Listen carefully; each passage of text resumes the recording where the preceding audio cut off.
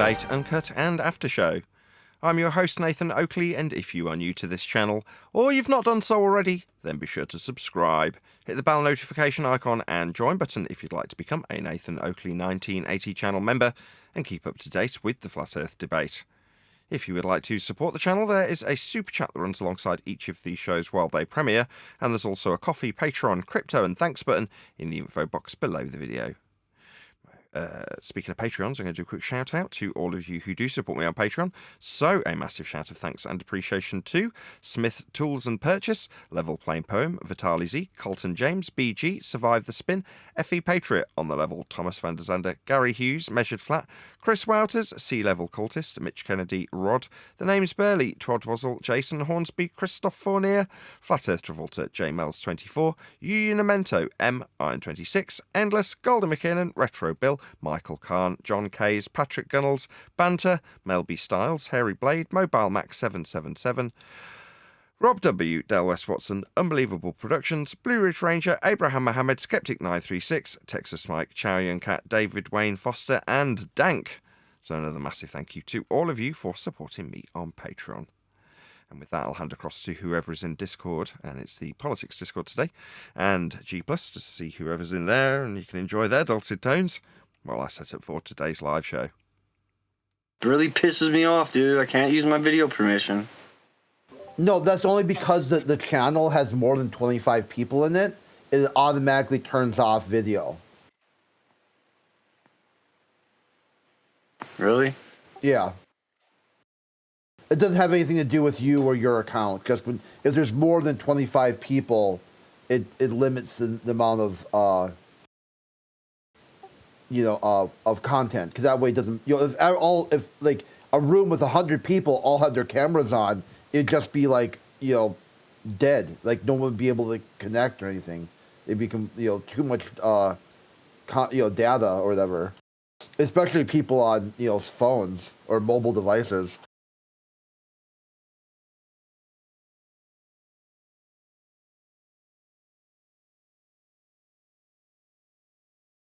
And with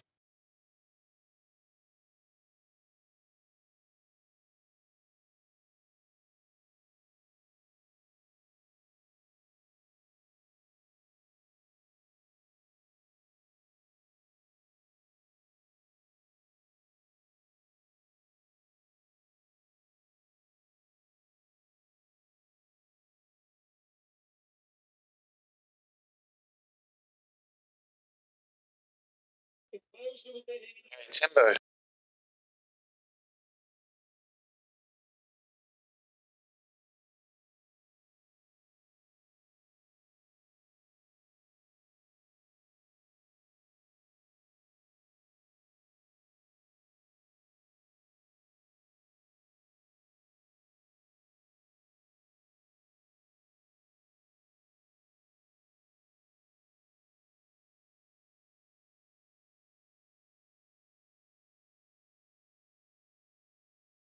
Morning.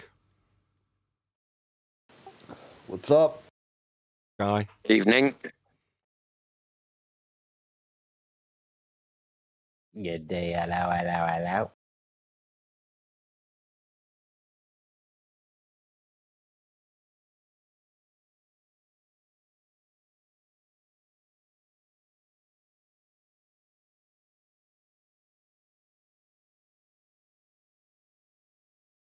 Dr. Law was hot micing earlier. Dr. Law, you there? Okay, perfect. Thanks.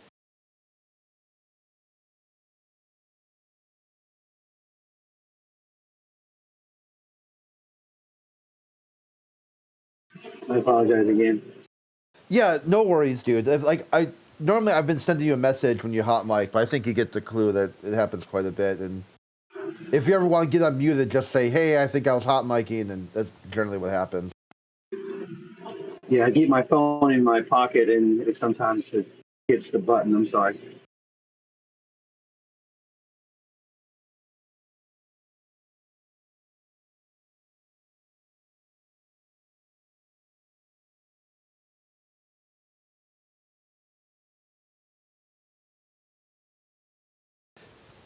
Yeah, we were talking about some of the YouTubers, Professor Dave, and he thought it was kind of funny just to throw that, you know, that I think he's mocking, you know, Professor Dave.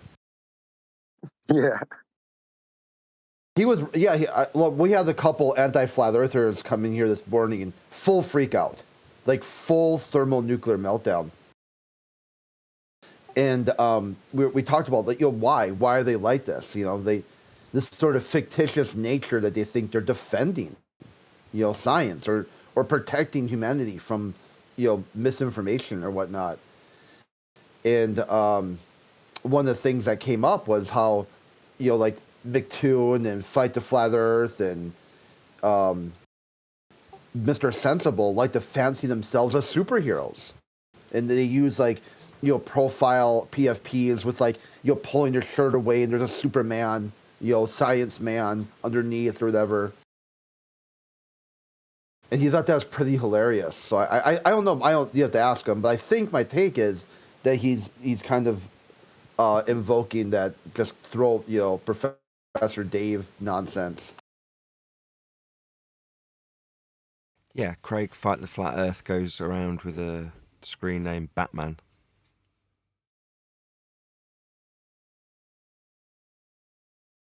Batman. Batman. Yo, sorry, yeah, pretty much that, mate. Yeah, just a little piss take, really. Exactly that, mate.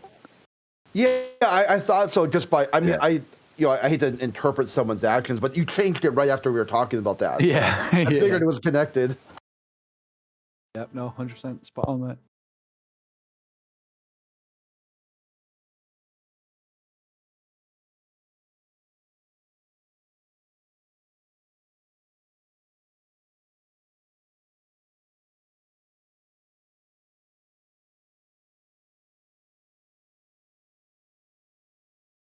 So how's your flat Earth journey coming along, Professor Pads? Are you there yet?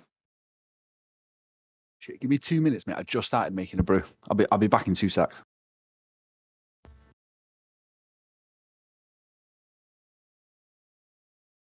Do you actually care? Oh, listen, he's been in here quite a bit, and he's had some good discussions, and yeah, I was just interested to see where he was at, where he's come to. I haven't been in for a little bit, so Fair enough. Yeah, Pads is at the spot where he's like 50, or 49-49. It could be, and he's like 2% kind of unsure, or that gray area. The only thing, like a teeter-totter, the only thing that's keeping him on the globe side is that the lie is too big. Like, it's like too many people. The conspiracy theory, it's too big, it's too elaborate. It covers, you know, too many people. But at the same time, he realizes a cognitive dissonance that it's a lot of disinformation and anti-flat Earth, you know, ism. And he sees the people who supposedly supposed to be representing the globe just in absolute thermonuclear meltdowns over flat Earth, which I can't even tell you what it is even. So he's like, it feels like he's constantly juggling his own ideas and also trying to fit into the overall, you know, jargon that we use in culture of this debate sphere.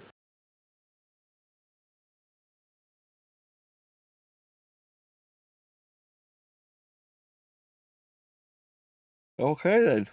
That's good to know.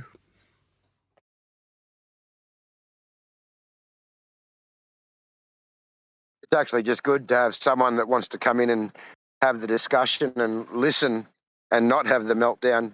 I think I've appreciated some of the conversations. Fair enough.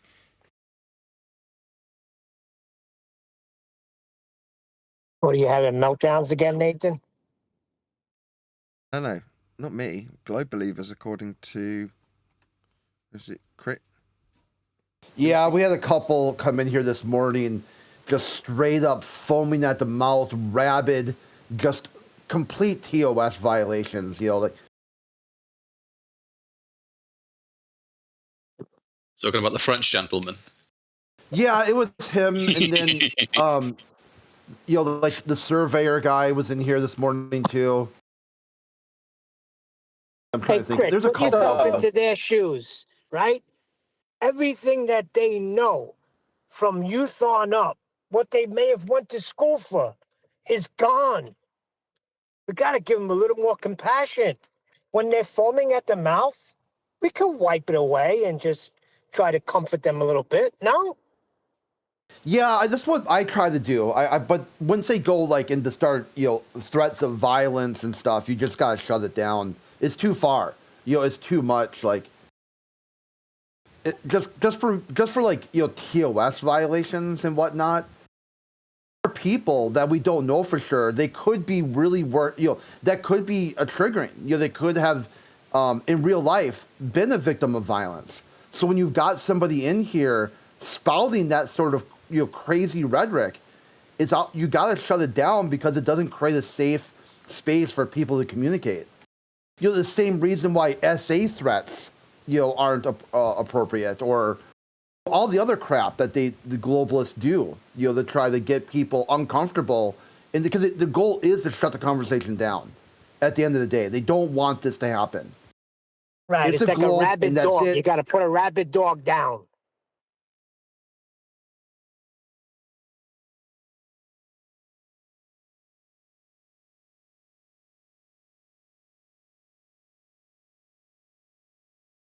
Otherwise, they turn into Cujo. And you know what happened in Cujo. Actually, no, I don't. You gotta hide in the car. You gotta lock the doors. You never see Cujo with the rabid Saint Bernard? No, Neil. I think it was a Stephen King movie. A dog got bit by a bat, I think, and got rabies. And the whole movie was this woman trying to protect a young son trapped inside of a car with this maniac dog the size of a freaking baby lion, a mid-aged lion. I don't know. You know how big St. Bernards are.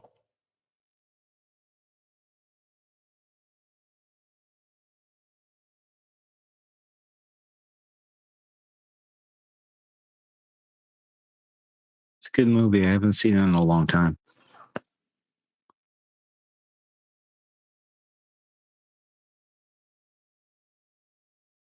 Remember Who's the Boss, that show with Tony I was thinking Danza? Old Yeller.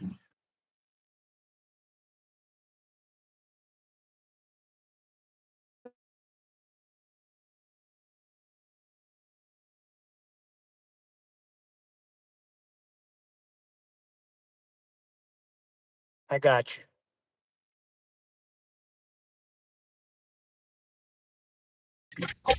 Hey, that sounds to me like you're the one I was threatening kind of thinking violence. about like Old Yeller, the end of Old Yeller. Whoa, I got what? mumble, mumble, mumble. This guy's trying to say you got to kill all the Globers? That's messed up. No, I never said that. You never heard that You said you word got to. come out of my mouth. You said Do not put words in my the mouth. Glober. I said, like a You said rabid dog, you got to put him down. you got to put them down. Yeah, putting them down means killing them. And then you said all the Globies have rabies, meaning you got to put them all down. Talking about the conversation. Crit was talking about how they foam at the mouth at the conversation. You want to turn into killing ballers, you're baller, go ahead. No, that's what you're saying. Take it easy, man. Take it down a notch. Yeah, so when I put my kids down to sleep, I Called guess an in your world, analogy. I'm killing my kids. You're retarded, bud. Called an Fairly sure he's just analogy, and you're a trolling and people fucking thinking the retard. bait. All right, I'm gonna start handing out mutes. You put rabid dogs down to sleep? Hold on. Okay. If you can't get an analogy, then you need to be muted.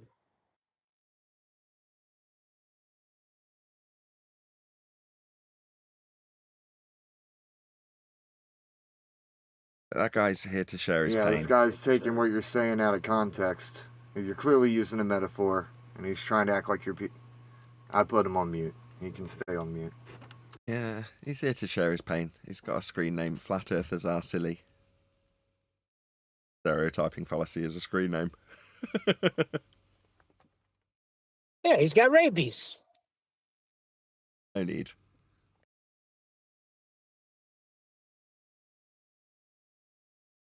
I get what you're saying, right? You're suggesting he's foaming at the mouth, furious with us flat earthers by metaphor. Unfortunately, sometimes people like to twist metaphors, Neil. So let's just leave off the metaphors a little Yeah, bit. I'll stay away from the ones that carry that much weight.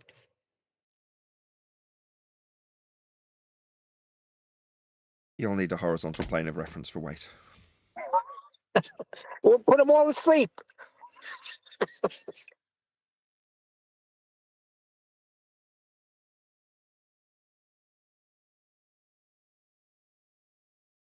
Happy Friday, Politics Discord servers. Good to be here. Happy Friday. Hello, hello.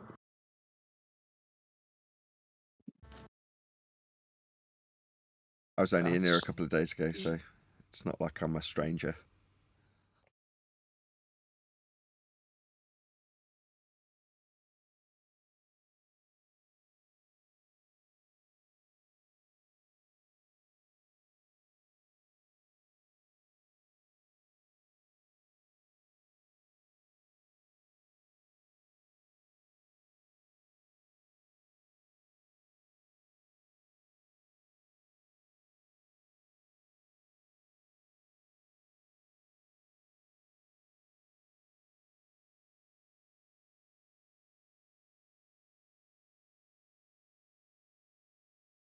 My screws came, Neil. Your what? My Neumann screws. Oh, nice. Yeah. This mic's now got 3 screws instead of 1. And I got a pop filter. So when I had a handheld Neumann mic, I took it to bits and it had a little pop filter that went inside the cage. And when I was ordering the screws to get to the minimum order amount, I was like, I'll buy one of them and I'll stick it on my daughter's gooseneck. Now I've got an extended pop filter range on the gooseneck that my daughter uses for her podcast. Very happy I am too. Mucking around with helping hands, like little crocodile clip things people use for soldering. I was going to buy one of them, and a thing called a popper stopper. But again, I was going to have to import it from the States and then jerry rig it with like these little crocodile clip things to sit in front of the tiny little capsule on the gooseneck mic, because it's smaller than a centimetre. I think it's 9mm. Anyway, so yeah, difficult to find something that will fit it. So finding that the Neumann pop filter fits perfectly over the Shure pop filter and works and completely deals with plosives. Fantastic, I was really pleased. Because it goes from you paying 12 quid or whatever it is to get 2 screws, because I bought one of the black random screw for a TLM 103, I think, and this pop filter just to get it up to the minimum order level. So had it not been something useful, you feel a bit robbed, like you've paid 12 quid for a couple of screws, which is strictly speaking exactly the case.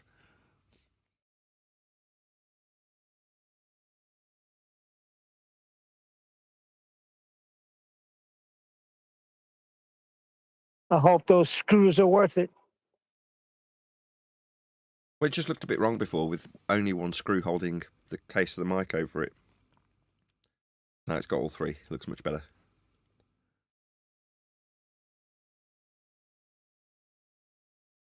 And I'm sure I told you, but I got the other mic back from Craig. So he modified the circuit board of the E420, I think it's called. Make it sound like a Neumann. Sounds fabulous. Really does make all the difference.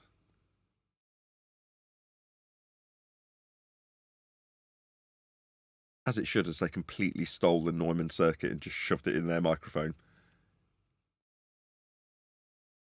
Wonderful. Wonderful. Yes, indeedy.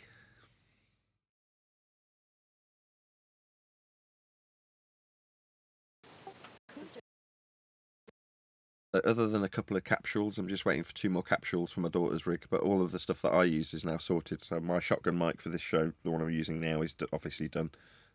Those 2 screws are all I was waiting for on that. My voiceover mic, the 420 is now back, modified, working perfectly, on a nice stand, all ready to go. And my daughter's rig, which works, it's just she has to have the mic right next to her, which is a bit inconvenient. Same as me, I don't want the mic right next to me, it's claustrophobic.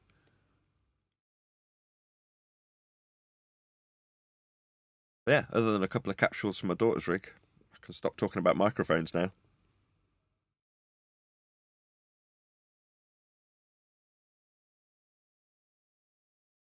End of an era.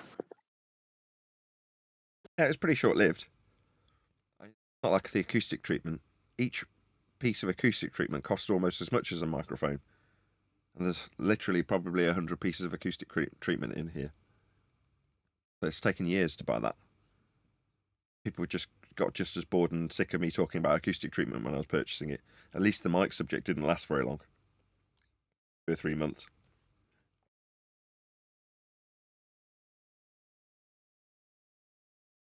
You definitely put into your show. Nobody could ever say you don't. Yeah. And I have to a certain extent, spend something on some stuff to write it off against tax.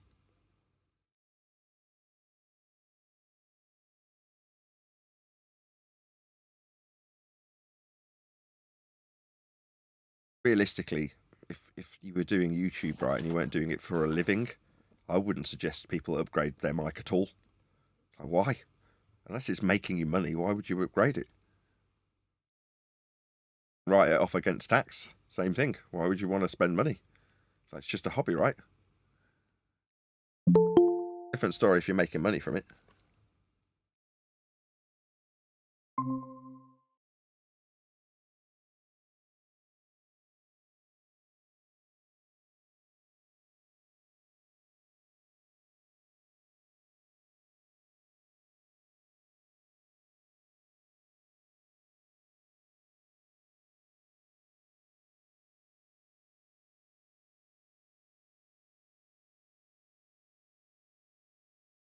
Do you fire off an email by any chance, Adam?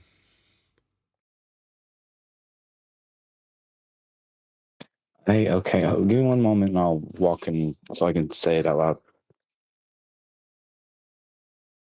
Okay.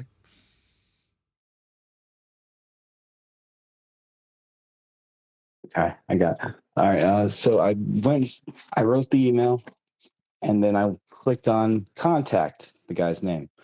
And all that had come up when I clicked his name was contact the guy's name, but not clickable. And I was at a loss. So I pretty much had to go to PayPal and they made it right like really fast. So They just I refunded got it you. to you, hopefully. Oh, bummer. I said it's a dodgy, shady company. Yeah. Oh, that's a shame. We tried though. Yeah, it was worth a try. In the meantime, I've got a different, slightly more, what would you call it? Grabby microphone. So I can put that slightly further away from the one that she's got currently. So no bad thing. I'm glad I ordered that second one.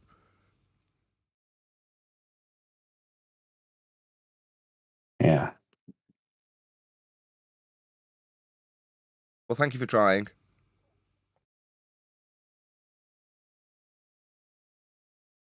Sorry it didn't work out. I wouldn't have known that unless you'd have tried, and then it would have been frustrating me that I could have got something that I really wanted for like $30 rather than $100. So it was worth a try.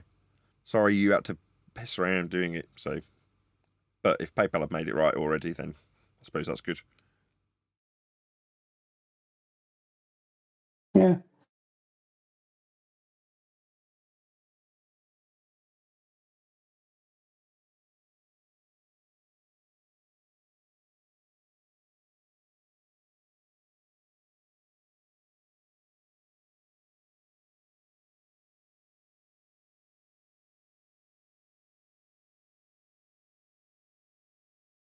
I just noticed that, if there's no fight, it gets real quiet because like, hey, how you doing? I'm doing pretty good. How you doing? Say that again.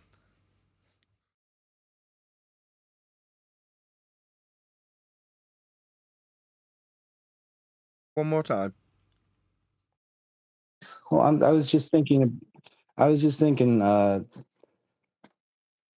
seem to want to string this final experiment along, and that's kind of like, it's stupid. But at the same time, without the argument, without the fight, there's really nothing to do.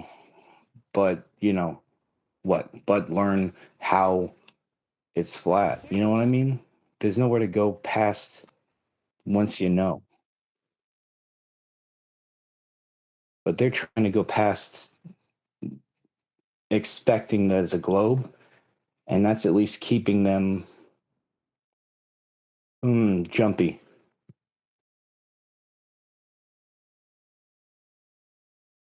So you're saying it's just keeping the argument alive to keep the globe proponents busy? Is that what you're saying? Or preoccupied?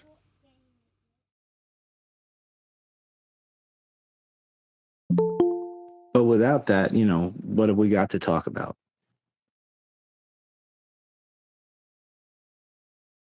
The Earth. Without, straight up, the glober we and talk about the Earth argument from them. Dude, I'm telling you that you don't need anti-flat earthers around here. They're not required. The only reason to keep them around is purely for the entertainment value. If they just fucked off and moved on with their life or did whatever they do, they would not be missed at all. We go on and we talk about the Earth just like we've always had, just like we always did. These people are obsessed with us. We don't care about them. No one's in here like sending them invites to come talk and trying to organize debates, trying to organize final experiments and challenges. It highlights how broken their worldview is. You'll get them on camera saying that flat earthers are X, Y, and Z. They're wrong. They're scum. They're human garbage. All these, they should be taken. They should not be allowed on the internet.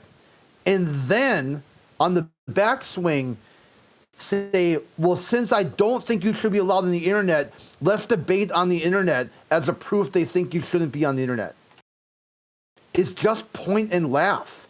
Their worldview is so deeply contradictory that they can't follow their own logic to a full conclusion.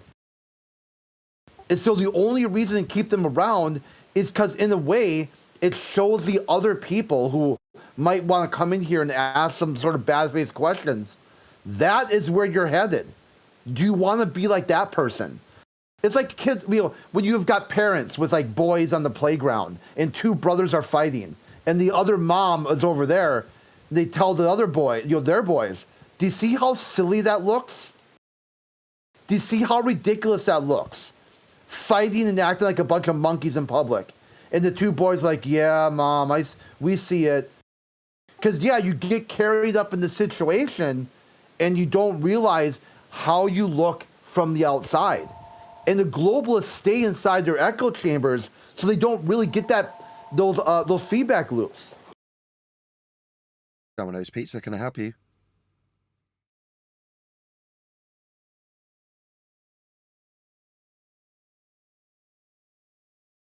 Funny thing about the anti-flat think you're earthers is right. when you ask them to describe how Earth's measured, they will describe a flat Earth measurement.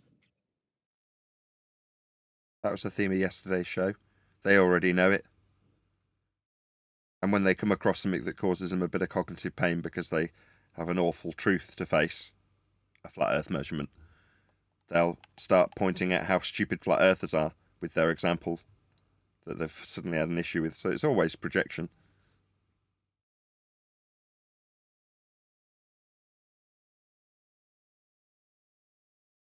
Yeah, a lot of these monkeys already know it's flat.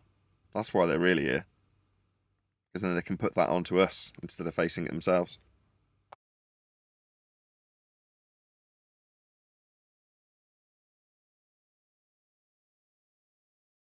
Yeah.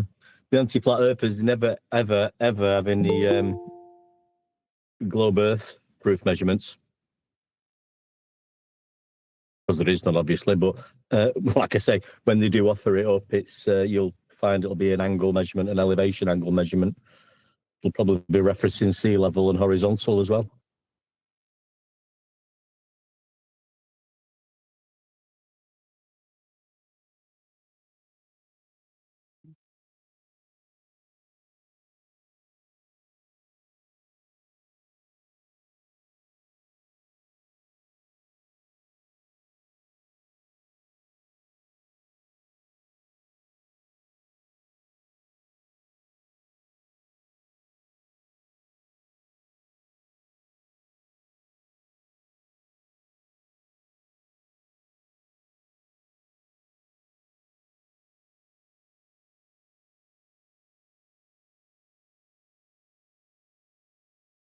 As is a nice little lull, I'll take this opportunity to explain why I'm here, what we're doing. If you're a regular, you'll know. But in about 10 minutes, I'll go live to an audience. Please do not swear. If you have any related questions to the subject of the nature of Earth, feel free to pipe up. Other than not swearing, that's the only really thing I've got stipulated. Just don't swear, that's it. Try to have fun. Don't have nightmares. Do sleep well. Nathan, when you say the nature of Earth, does that include the lights in the sky? Sometimes they make up our physical reality. We experience them, so I don't have an issue talking with the lights in the sky. Not talking with them, talking about them. Yeah, true. Yeah, we do use them for elevation angle measurements, don't we? Of course, yeah, for navigation, finding location on the surface of Earth. Yeah, mapping, things like that. So yeah.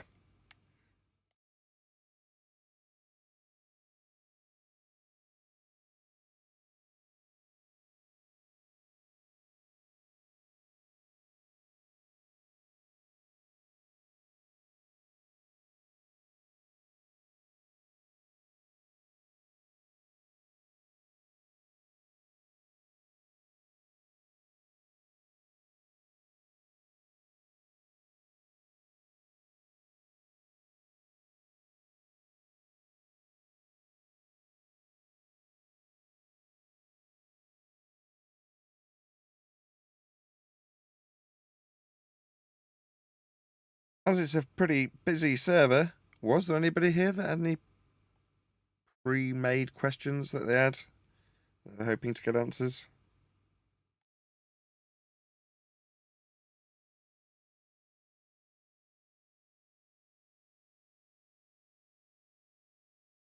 No? Well, it's going to be a quiet old day then, isn't it?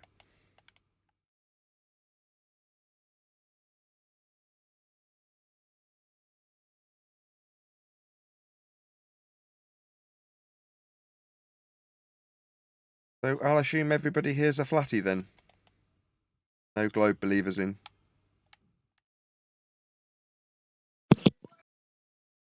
Even the globe believers are flatties, Nathan. Yeah, they deep down know it, sometimes express their cognitive dissonance because of it.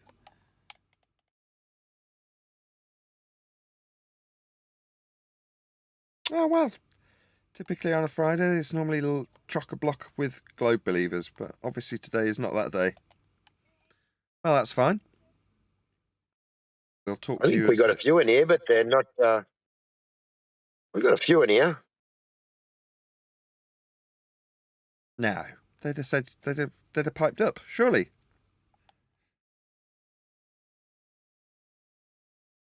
Fear does many things to the mind. Usually it does silence opposition when they're afraid.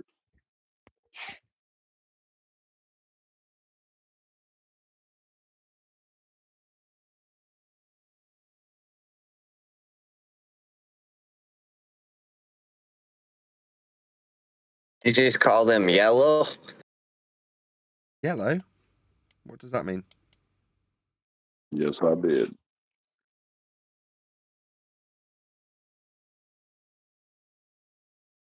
Those are fighting words.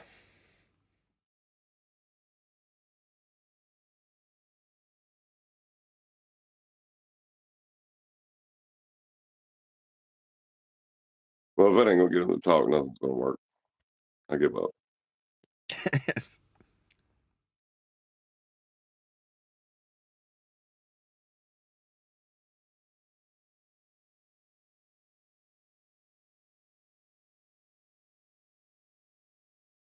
Well, we're here for a couple of hours. If anybody does have anything they want to ask, debate about, express their belief in regards to, feel free.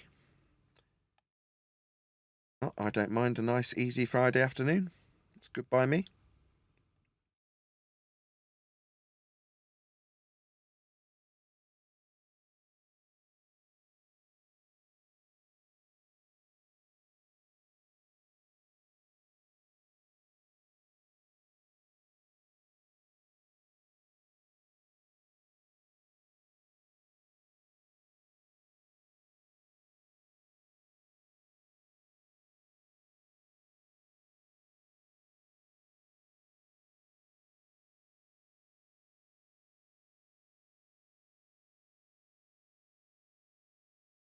Are you all excited about Ballbusters on Saturday?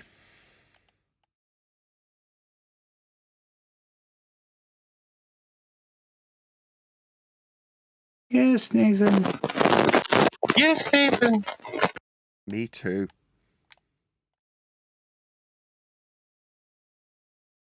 What's happening on Ballbusters? Anything interesting?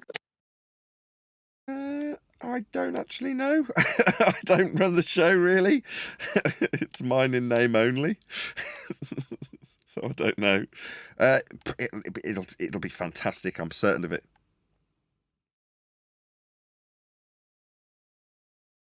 Just a bit. So I was listening a little bit yesterday. I was laughing at the was it Professor Phil, and he was explaining about celestial navigation, how he brings the sun down to the horizon and rocks it, and then in his next breath he's saying the horizon's not used in celestial navigation. So funny. I just caught a bit of that. Could be that we're carrying on with that. And what's his face? Who's that? Wolfie 6020. Oh yeah. They Man. brought their toys with them. Be ready. Everybody should come and watch this video. Before you do, I have a question for one day. Yep. Was you told that there is horizontals on a globe and you need to stop talking about the 30 words you shouldn't say?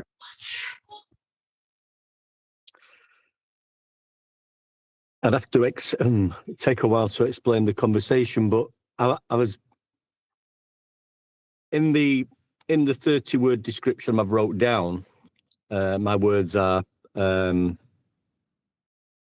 these are 30 words you can't use when describing how Earth curve is measured. And I was explaining to some people, I was going over that and just explaining that what I sometimes do is stop people in the tracks. And when they mention these words and tell them that there's no relationship between, well, the words I used then was horizontal has got nothing to do with curvature. So there was a difference in me saying, apparently, horizontal has got nothing to do with curvature. And the words that are in the 30-word list is, you shouldn't mention these words. AJ, can you mute? AJ. Earth curve. Oh, sorry. But yeah, I think it was put to me, to cut a long story short, that these things can be entwined, and you can put a horizontal on top of a circle or a sphere and use that horizontal to measure the distance between the horizontal and the curve to measure drop over distance. But so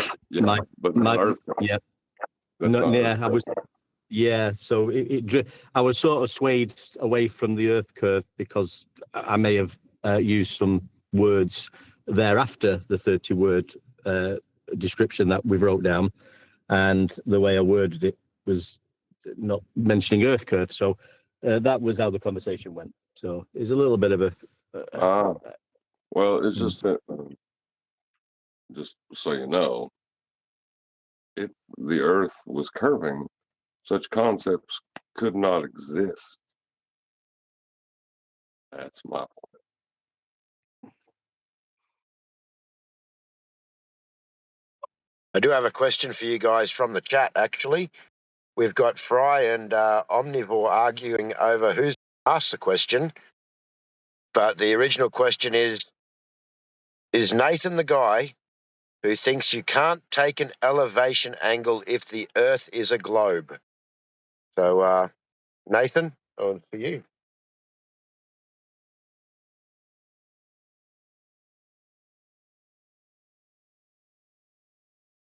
I think he's getting ready to start the show. I could be wrong.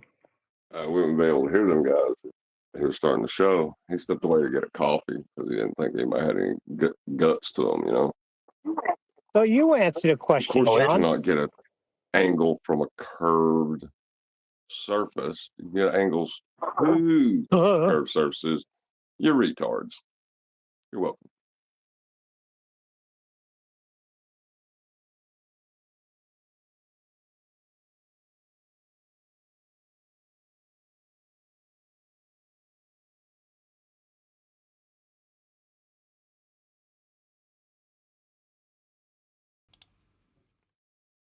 Hey. Hey. Good afternoon. Good afternoon.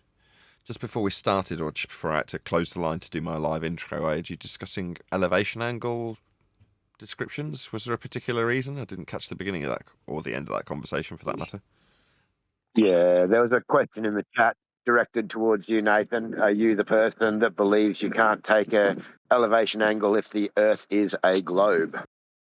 So that is from Omnivore. Well, let's ask that question. Is there any evidence that you can acquire an elevation angle measurement from a curved baseline? Feel free to present it. Such concepts could not exist if the Earth was a sphere. Well, you wouldn't have a horizontal. Horizontal is the. Go ahead, Dwandek. Just saying that the horizontal line is it's an antecedent relationship to the elevation angle. It's required. You wouldn't have the elevation angle without the horizontal baseline. It wouldn't exist. Prerequisite. It's a nonsensical question to suggest that from a globe Earth you can even get an elevation angle. You can't. I suppose the answer is no.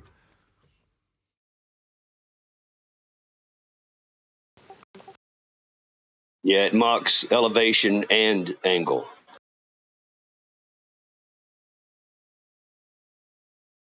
It's part of the definition. In order to acquire an elevation angle, what are you acquiring it for? Navigation. Okay, so it's not the height specifically, it's the angle with respect to the surface you're standing on. That forms part of the angle, which is two straight lines. So if the baseline's curved, it won't give you an angle. Hence, it's a malformed question. Earth must be flat to acquire elevation angles. That's a statement of fact. It's not up for debate or discussion. Earth's flat to get these angle measurements. They form the basis of a globe belief that a lot of people hold. You can deny them, but then you won't have a globe to believe in because the base measurements of the globe start on a flat plane when measuring angles to stars. Earth's measured flat for a globe belief. It's just people don't know it yet. Especially when you're using the sea sextant and you're establishing your horizontal with the horizon and using sea level for the horizontal baseline for the elevation angle, you are actually using the surface of Earth to establish that elevation angle. Elevation angles, when described with respect to a globe, aren't ever described on the surface of the globe. Ever. They can't be. The guy asking the question or the girl asking the question doesn't understand how their belief in a globe works. Because you absolutely acquire elevation angles with respect to a flat planar surface. Even if you're in a globe, which is how they get described for heliocentrists. It's just showing ignorance of their own belief when they ask me questions like that. Like, you don't ever acquire elevation angles from a curved surface. That's ludicrous. Asking me whether or not I think you can't do it, you can't. You won't, and if you're describing an elevation angle with respect to a heliocentric globe Earth, it'll be inside it. Still on a plane. It's called the equatorial plane. So that person was ignorant. It's almost like saying, can you have gas pressure without a container? Is there any evidence you can have gas pressure without containment?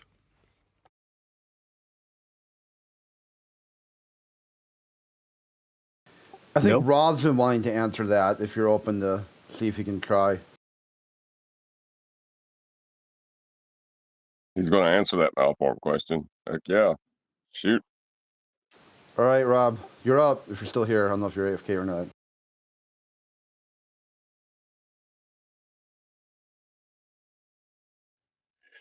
I'm here. I'm not going to talk. I don't want to get kicked out of this place, man. I just want to listen. Dude, okay, you can talk. I'm saying just be respectful and playful. Just don't. You don't need to start talking about people. Just stay on topic. I got you. That's it. Okay. It's very easy. Okay. Well, thanks for this chance. Okay. Hit me with the question so I can get it right this time. Is there any evidence you can have gas pressure without a container? Yes, there is actually. If you take an open container, you fill it with any type of gas you want, the pressure will be different at the bottom of the container than at the top of the container, even if it's open. Do you need the question again? I heard the word container in your answer 3 times. So if I have a container and I don't have a top on it, and I put some kind of gas in it to measure, the pressure will be different at the bottom of the container than relative to the top of the container. I heard you the first time. Even though it's open. I heard you the first time. Oh, sorry. So I'll just repeat the question.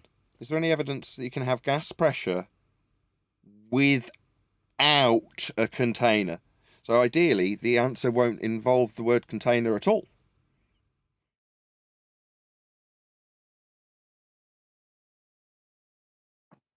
Yeah, definitely not thrice.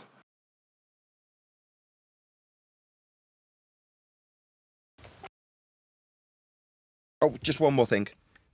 Making it 2 containers, they don't cancel each other out either. Yeah, Rob, I tried that one. I called it a net container 0, and it didn't work. They didn't let me go with it either. It's an antecedent consequent relationship. For the gas to be at pressure, it's got to press on something. Without containment, there can be no pressure. So to ask... Agree. Yeah, agree. What about the fact that I have a hot air balloon? That's a container. But it's not a sealed container. So it's a container. So you're saying that pressure itself can be the container? No, those words didn't cross my lips. You asked me what a hot air balloon, what about it? And I said, that's a container. You said, but it's an open container. I said, yeah, that's still a container. Yeah. Well, the Earth is an open container. It's still a container, though. Sorry, do you want to compare where oxymoronic sphere-shaped air has a fabric around it, like a balloon? Well, I'm not really worried about the shape of it. I'm just saying, if Earth is a container itself, the atmospheric pressure and the gravity, then a balloon abides by the same natural laws. Just nonsense and gibberish.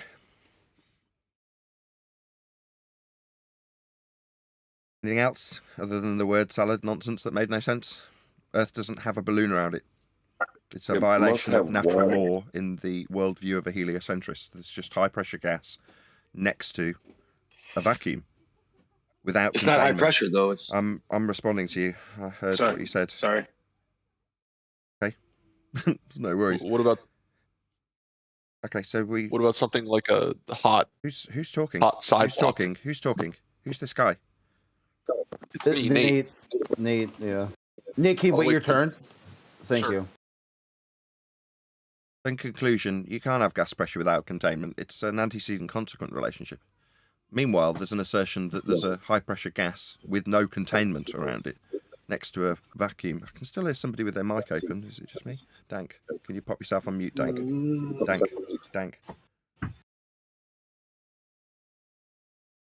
Dank. Yeah. Sorry. I guess it comes down to what you consider containers, then. Not really. Is there any evidence you can have gas pressure without a containment? If you say yeah, just give us an example of gas pressure without containment, beyond a begging the question, pointing at the sky and suggesting that that gas has no containment, when that's the whole point. It's a violation of natural law to assert that you've got high pressure gas without containment, precisely as described in the heliocentric worldview. Well, the fact that the vacuum of space, which I believe in, I shouldn't say I believe, which I know, is the container itself, because something can't go into nothing. So the vacuum isn't sucking anything off. It's an empty void. So therefore, the pressure of Earth and the atmosphere would never have anywhere to escape to, because you can't escape to nothing. Yeah, you're fading facts. Gussy up to that mic when you violate the second law of thermodynamics by assertions that volumes are containers. No, empty volumes aren't containers. They're empty volumes. An empty volume is an area a gas can disperse into in line with entropic dispersion laws of nature. They're not containment. That would require a per inch value to press on. Vacuums don't have that. Your nonsense waffle is exactly that. Nonsense waffle. No, containers are containers. Vacuums aren't containers. They're volumes for gases to disperse into, and disperse into they will, because that's a law of nature. It's called entropy. The second law of thermodynamics describes how gas will disperse into a volume, always, without exception. So if the sky was a vacuum, an area, a volume, a gas could disperse into, in line with entropic law, then the gas we are breathing would disperse into it, in line with entropic law. Now, because we've got high-pressure gas, we must be under containment. There is not a sky vacuum above us. And your rebuttal that the sky vacuum is the container is just nonsense. I hope that's clear. Well, no, I'm sorry. Gravity's a container. I'm just telling you why it won't disperse into space. It doesn't escape us, like what you're thinking. And to say that the Earth is actually a high pressure system is not good at all. It's actually a low pressure system surrounded by an even no pressure system. So there's not really any pressures you're trying to fight against. That's why gravity works. That's why air is able to be constricted by gravity. Gravity. I know I should have said that, but yeah, like I said. Because we don't actually say a physical container. I'm sorry, I'm almost done. We don't actually claim a physical container. We claim gravity as a container. I heard you first time. What's gravity? Second time. Gravity is the force that No, it's contains not. all of our No, that's wrong. atmospheres. Stop. Incorrect. Sorry. That's wrong. Hasn't been a force for 110 years. You're wrong. I disagree. Is that it? Is that the end of this discussion? Yeah, we're good. It's about to get too revved up for you. No, You start not yelling really. at me. The end of the discussion comes at the point that you assert that the container is a gravity force, and I say no, it isn't. Gravity is not a force. End quote. George Musa, Scientific American editor. Or maybe Brian Cox, Professor Brian Cox. There isn't really a force of gravity at all, end quote, Professor Brian Cox. So just to reiterate, somehow you were responding as you were muttering about me not being able to bring it, or some shite that you waffled at me, mumbling. I'll say it with nice, strong tones.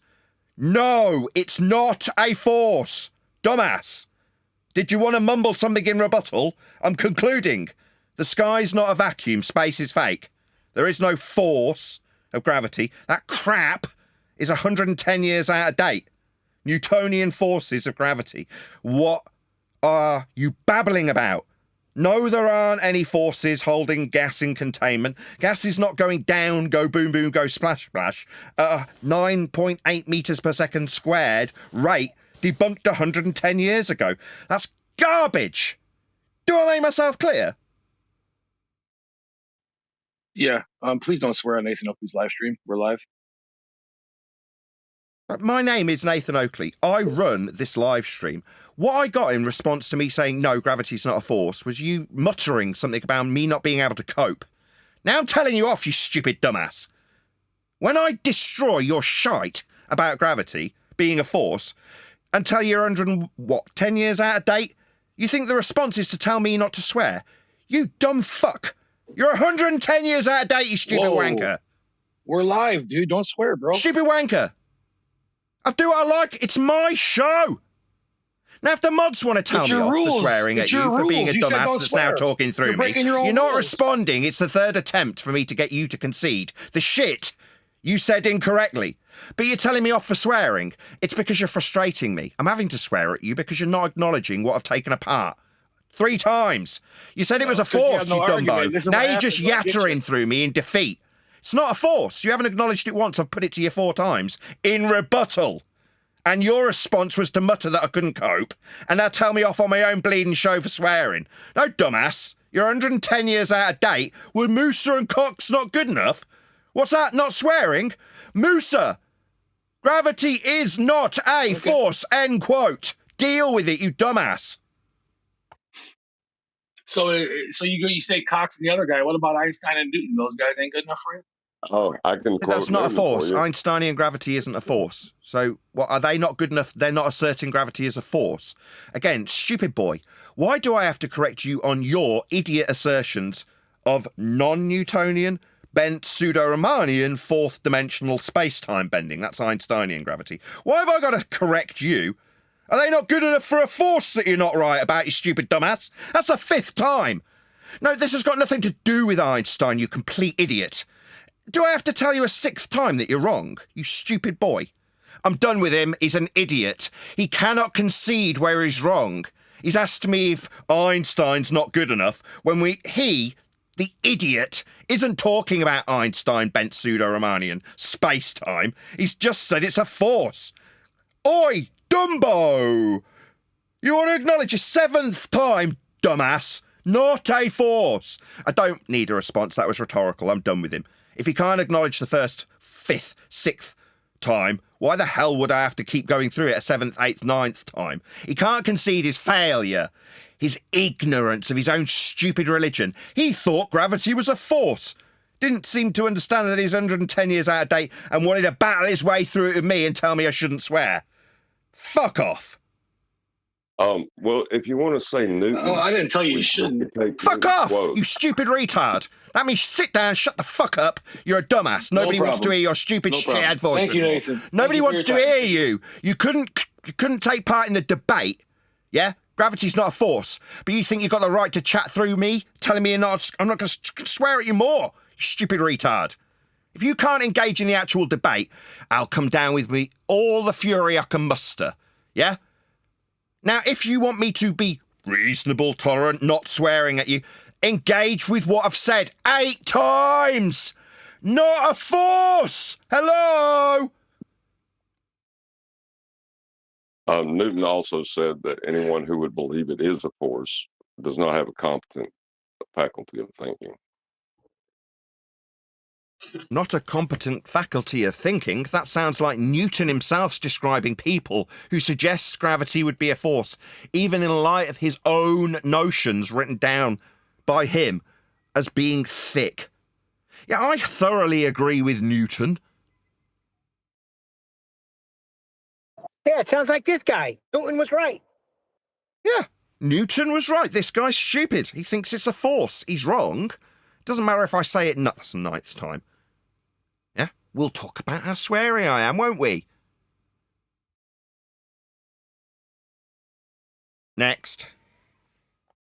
So I just want to clarify with the Brian Cox thing. Were you trying to make it seem as if he doesn't believe in gravity? Because I found the clip that you're referencing. He doesn't not believe in gravity. That was very He believes stuttery. gravity's a thing. That was very stuttery. Do you want to answer the question, or are you just It going to wasn't a attack question. me? I had a lot of stuttering. I was pointing out how stuttery you were. He doesn't what? That's an ad hominem attack, though, Nathan. You have to admit No, that. it's just a statement of fact. You were I'm just stuttery. trying to bring something up, and you're not addressing it now. You're trying to avoid the question. You asked me if And I please don't thought he stammer believed. through Okay, me when- you asked me if I thought he didn't believe something. I don't divine the thoughts of Brian Cox. I can quote him though. I did. Meanwhile, you're asking me if I should or would divine his thoughts. Excuse me. Do you have a crystal ball for what Brian Cox would be believing in when he said those words I quoted? Because I'm pretty sure I just quoted him. Didn't speculate on what he might have been thinking or believing in. Did you have any other idiotic, stupid, nonsensical questions about what men's thoughts I can divine, sir? There you go, addressed your stupid question. You admitted very important information, though. You admitted intentionally, I think, information I just want to make that clear. What? All right, you don't have to address it. It's fine, Nathan. I did address it. I don't divine his thoughts. I quoted him. There isn't really a force of gravity at all. That's fair. I can put people out. So that's fair then. So that's fair. So when I absolutely pulverised that clown that didn't address that 9 times, that's fair. Yeah, you're right. That's why I quoted him. It's fair to say he was wrong and I absolutely obliterated that globe-believing idiot with his stupid ignorance of his own dumbass faith. That's what I did. Okay? Hold on. I don't want to explain this to you like you're a child, but you understand. That's an ad hominem. Do you want to remove this asshole? That's making a statement of fact. He's an asshole. He ad hominem me. No, I'm not a child. I'm 44 years old. How dare you assert that I'm a child? That's an ad hominem. So you want to project your use of ad hominems, do you, sir? No, that's an ad hominem. Don't act like no, that's an ad hominem because you didn't address my argument, which is that I quoted him and wasn't going to divine his thoughts. I rebutted what you put to me. You used an ad hom. That's what you did.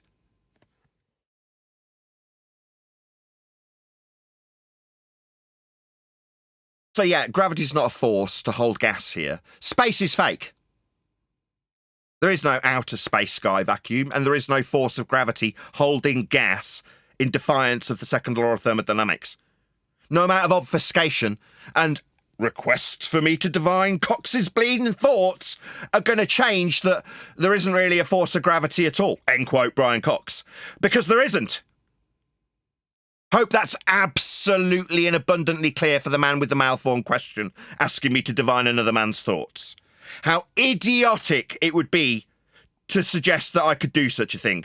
That clown, the man metaphor, ladies and gentlemen, the clown with his wig and his honky nose suggesting that I can divine another man's thoughts when I merely quoted him. That clown was just stupid. I could say Brian Cox does not believe gravity is an actual force. Yeah, you would agree with that statement? Well, that would be based on his quote, like specifically, though, verbatim what he said. You could extrapolate that without any shadow of a doubt because he said it, right? Let me ask you it this way.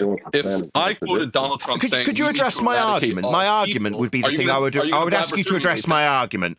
My argument is that space is fake. The other guy obfuscated it 9 times. You've picked up the reins, and now you're obfuscating it.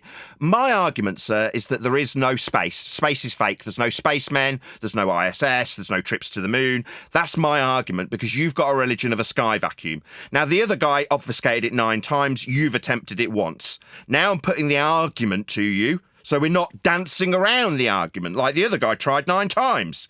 Space is fake. I drew a conclusion, then you stepped up to the plate. That is what you will be expected to address. My conclusion. Space, outer space, the sky vacuum, that's a violation of the second law of thermodynamics. Gas fills space. Address that.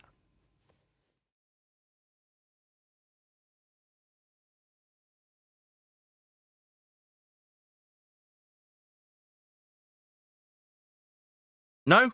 Is it only when you're asking the question, sir, that you want to engage in conversation? It's only if you're in control of the discussion, right? What your views are that space is fake? Well, I mean, you brought up Brian Cox. That's why I'm talking about Brian Cox. That's feelings. Yeah, I brought up Brian Cox in response to the guy that said gravity was a force as a rebuttal to an assertion that we can't have gas pressure next to a vacuum. So, in conclusion, there's no force of gravity. That's why Cox got quoted. And I'm inviting you to continue the discussion and argumentation about the fake space that would necessitate Brian Cox being quoted when he describes gravity as not really a force at all, end quote him. So perhaps you'd like to actually address the argument that was taking place. I just think it's important to have a strong foundation to these conversations first. I do. So it's important to clear these things up. Got it. I did. So that's non sequitur word salad. I have a strong foundation when I say a second law of thermodynamics dictates gas-filled space. It's a description of that which occurs always. That is a strong foundation that you're talking through. Seems like this wanker's talking through me. Again, wanker. I'm going to call you a name because you're talking through me. That's wanker behaviour. So it's a description. It's a description that I'll invite the people who are in charge of this server and don't tolerate wankers talking through me. When I demonstrably rip apart their attempt to undermine my very strong foundation. utilising the second law of thermodynamics. You attempted, sir, to undermine my strong foundation based in the second law of thermodynamics. That's a law of nature. It doesn't get any stronger than that, sir, as a foundation. Did you want to yammer through me reiterating with the firmest of tone I can muster just how strong a foundation I have when I say the second law of thermodynamics dictates that there is no sky vacuum above our head? Gas would fill it. That's what that law, my foundational argument's based on, would dictate when it describes gas filling space. Did you want to tell me I don't have a very strong foundation rather than attack the actual argument? Did you want to talk through me like a total belligerent wanker before I've concluded or taken breath? Would it be better if you were addressing my argument before I've concluded and invited you to address that which I've said? Would it be better if you talked through it before I've concluded? I think it would be easier if you were addressing my strong foundation that you said I hadn't got in the middle of me relaying it, after you attempted to undermine it, you belligerent little twat. That's the second time you interrupted me readdressing my strong foundation based in the second law of thermodynamics. You said I haven't got. I have. It's very strong, sir. It takes a giant shit on the assertion we've got a space vacuum for a sky. We haven't. What's that? Gravity's held here by a force? The gas isn't going anywhere because of that gravity. No, that's why I quoted Cox, sir. That's where you stepped up like it was just Cox and his quote that we were talking about, and anything else was merely a weak foundation. So now we're back on track with my strong second law of thermodynamics violation of a sky vacuum and its strong foundation you attempted to undermine, sir. So would you like to address any of that? Now I'm finished.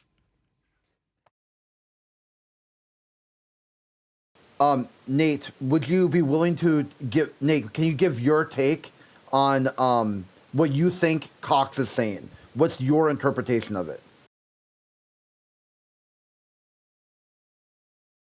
Why would we give an interpretation? Yeah, why? It's a verbatim quote. I don't need to... yeah, just see where he's coming from, what his foundation is. Right, why? Because maybe not Cox. Can I just explain something quickly about context? I know this is going to sound ridiculous, and I don't want to act like. It sounds like the mod's giving you a lifeline, and you're going to obfuscate my question. It sounds like the mod's giving you a lifeline, and you're going to take that easy route rather than addressing the second law of thermodynamics foundation you said I hadn't got. You guys are trying to close the book on one. You said I hadn't got a foundation, and I made it abundantly clear with as much fury as I can, and you've now ignored it, but taken the mod's opportunity to explain what Cox says. I know what he says. I quoted him. Meanwhile, you said I hadn't got a foundation. I have. I just put it to you. I don't know why the mod did that. Nevertheless, address my foundation. Second law, mate. Address it. You said I hadn't got it. I have. I've just put it to you. Coward. How about Brenda wants to apologize for some of the things she's probably said. Don't talk to Brenda. She suggested I should have my children taken away from me. Do you think I give a shit what she says? Don't care. Meanwhile, the guy that I'm addressing, Crit. Got it. The guy that I'm addressing, I've reiterated 3 times, and you've given him a lifeline. I don't know why. Second law of thermodynamics has been addressed with Cox. We've dealt with it. But the guy attempted to undermine my argument that debunks outer space, the sky vacuum. He said I hadn't got a foundation. That's where he left off in this discussion with me. It's the 4th time I've reiterated my foundation in the second law of thermodynamics. It's a law of nature that describes gas dispersion into volumes of space. Ergo, there isn't a volume of space above our head. 5th time. Deal with it, sir. Can we deal with his foundation then? You know, space is made up of length, width, and height. Where do you develop linear concepts on a sphere?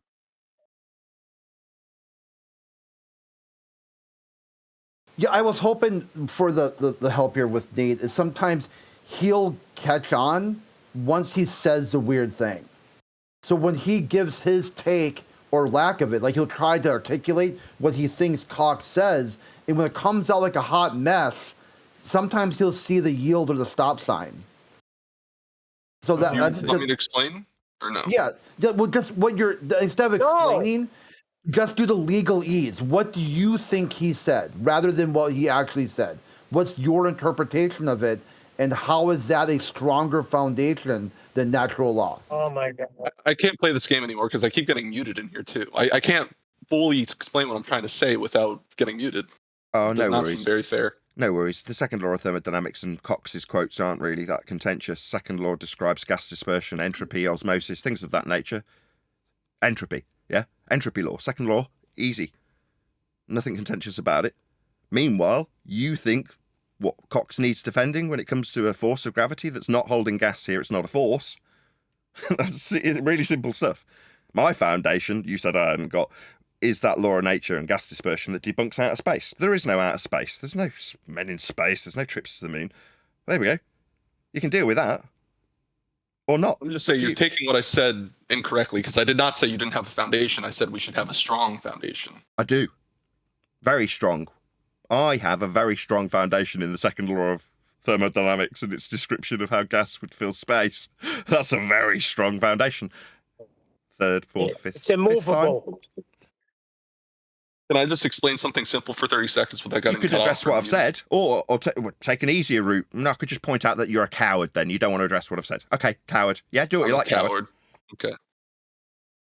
Weren't you the one getting upset about ad hominem attacks before? So, second law of thermodynamics, my conclusion to the argument, as opposed to this little segue that is attempting to have, there's no outer space. It's fake. It's not real.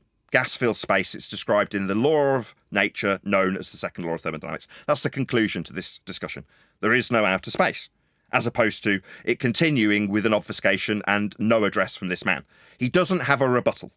So we'll have a new discussion now that it's been concluded that space is fake, and there is no rebuttal from you. So you're scared.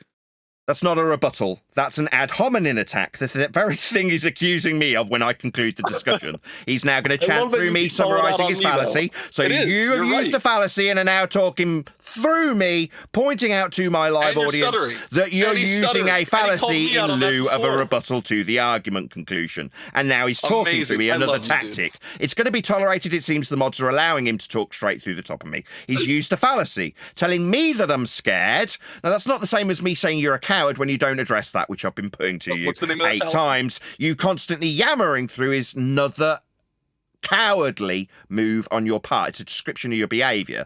What you're doing is cowardly. Saying I'm scared. No, I'm not. I'm concluding the argument. Your rebuttal to me concluding the argument was to tell me I'm scared. An ad hom. Dickhead. That's dickhead behaviour. Responding with an ad hom makes you a dickhead. That's not an insult. It's a performance assessment.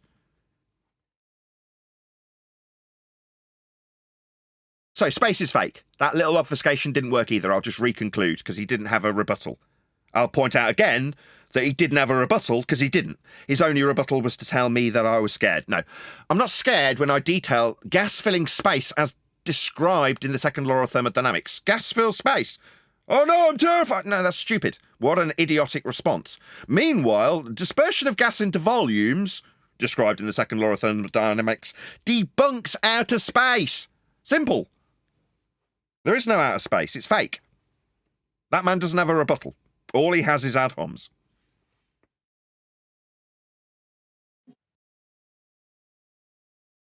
Next.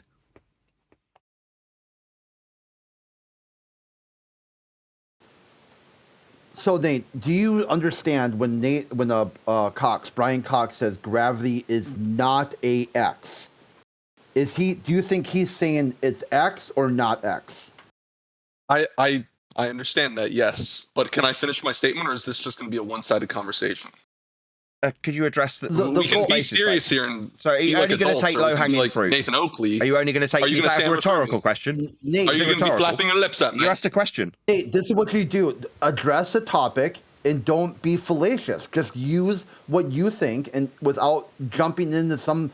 Like, if you think Nathan's doing something wrong, don't act like what you think he's acting like, because then you're confessing that you think what you're doing is wrong. It's so weird to say that. Say if I think my neighbor is wrong for putting a fence up, and then I put a fence up. What do you think that says about me, not my neighbor? Well, listen, if someone points a gun at me and I point a gun at them, who's at fault here?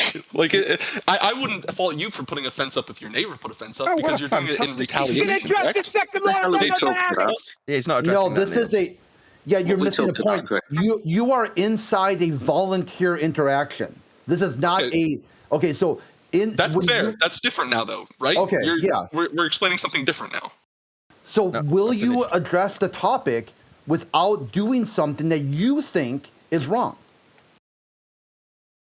So with that being the foundation here, with you guys controlling space, and I completely understand it's not my space, I will therefore not continue this conversation because clearly I just get muted whenever I try to explain my side of things. No, you haven't got anything to I'm good. explain. You haven't given a rebuttal to the second law of thermodynamics violating outer space sky vacuum you think spacemen are in. You haven't got anything to respond to that with. But what you can do is say, I'm not going to take part when you're given free rein. The mic was yours for a couple of minutes ago. Nobody interrupted you like you interrupted me repeatedly. Because you're a scumbag who needs to interrupt when I highlight the very strong foundation I have in the second law of thermodynamics, the thing you can't respond to. So what, you're going to step back because you're getting muted? We heard you telling us that you're getting muted, so that's stupid. What a stupid thing to say when we could hear you clearly. You could have used that opportunity to address my winning argument that space is fake and my evidence that's strong and foundational as you interrupt again. Is that your mute button that you're using on me there, sir? It seems like the opposite of what you're suggesting is actually true. It seems like when I talk about my winning argument, I seem to get muted by you, talking through me. What a wanker. And yet you cry foul like you're getting muted when we heard you in an opportunity to address the second law of thermodynamics violating sky vacuum you believe in, that I have destroyed with a very strong foundation and a description of osmosis, dispersion of gas, those things that are entropic in nature. I'm reiterating them slightly slower because I won multiple times. But what's that you say? You got shut down with the mute button? Well, how the hell did we hear you telling us about it then? Oh, was it in lieu of your opportunity to rebut what I said? Yeah, I'm pretty sure that's what you had in rebuttal, to moan about being muted in a clear, unimpeded bit of air. That's stupid, isn't it, sir? Meanwhile, space is still fake. There's no spacemen. There's no ISS. There's no people on the trapeze stage that you think are out in a sky vacuum. There's no orbital motion. There's no trips to the moon. There's no gold discs flying off far, far away. It's all bollocks. You just don't have any rebuttal to that statement of fact that I've concluded with a few interruptions from you trying to mute me and ignoring it and not rebutting it. Next. I don't think I muted you, did I? And also, do you understand the idea of telling someone something after the fact? Like how I can't say I'm muted while I'm muted? That's almost as good as a rebuttal to the second law of thermodynamics violating sky vacuum that makes. Maybe this is you muting me, sir. Maybe when you asked me if I'm being muted, that was what you're doing right in this second. That is you muting me, sir. You're talking through me as I talk. That means you're impeding what I'm saying when you're getting completely unimpeded air and having to be impeded by a moderator because you're a wanker. And when I talk, you feel it's necessary to talk straight through the middle of me before I've asked you a question. Because when you detect one might be coming your way, like how do you respond to the violation of the second law of thermodynamics that is your sky vacuum you think spacemen are in, the response will be, I get muted. I'm not going to take part in this discussion. Because that's what you've got in response, mate, which is to say nothing. You don't have a response. Space is fake. That's the conclusion. I'll keep giving it and pointing out to my audience that every time I point that out, you don't have a response. You can moan and ask me about whether or not I know our conversation should take place. That was your last response.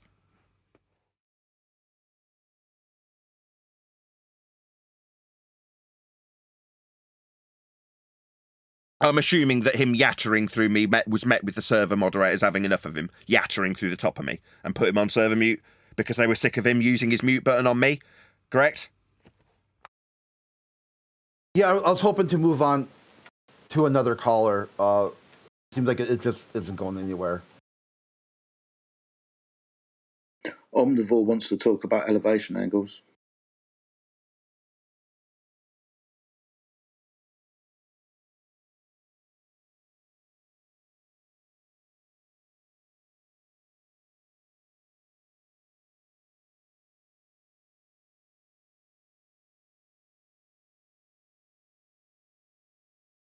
Sorry, I stepped away to answer my front door. What's going on? Yeah, he's probably not here. He's been joining the VC, but like having it muted. And so that way he thinks that allows him to just type shit in text chat. He's got a very poor understanding of anything anyone tells him. Don't know who you're talking about, but fine. But why he wants to talk about elevation angles? Why doesn't he want to talk about his Earth curve measurements?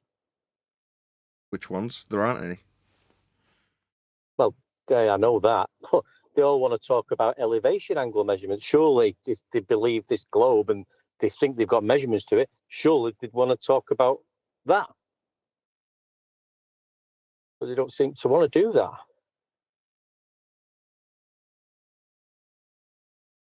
Well, there's 100 people watching this live stream, so I have no issue whatsoever if we are sat in perpetual silence, because there's nothing for any globe believers to offer other than moaning about mute buttons and then talking through me summarising the conclusion of a space that's fake over and over again, asking me about whether or not I understand whether or not they're using their fundy mute button with me. Yeah, they are absolutely using a fundy mute button when I destroy space. Outer space is fake. No, there you go. I was about to say, don't attack space. That's length, width, and height. But them are linear concepts, Nathan. Why are they appealing to space? Outer space, the sky vacuum. But yes, the linear length, breadth, and depth is something that could only really occur if you've got a flat plane beneath your feet, if you're going to describe it in any practical application with respect to the world we live in. That space is ours. They won't be using that space. That's not a globe space, is it? That's a flat Earth space. Euclidean.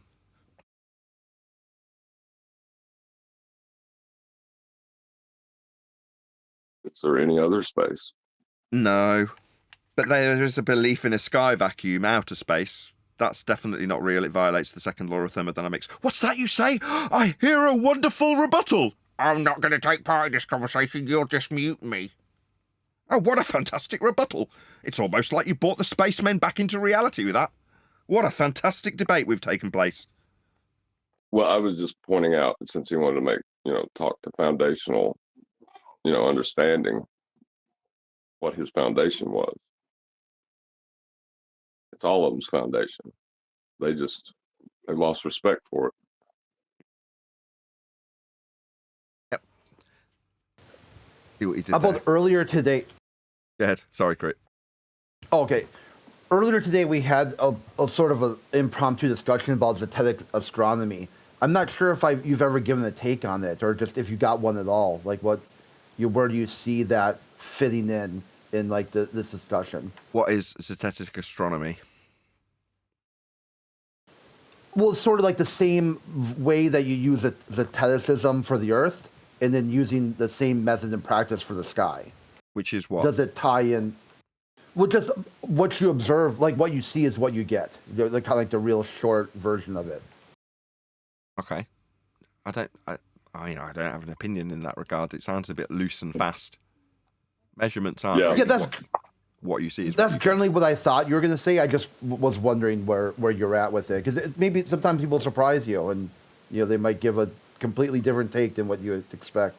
Maybe. I mean, if people want to lean into measurements, it doesn't get any more empirical when it comes to physical measurements of the surface of Earth.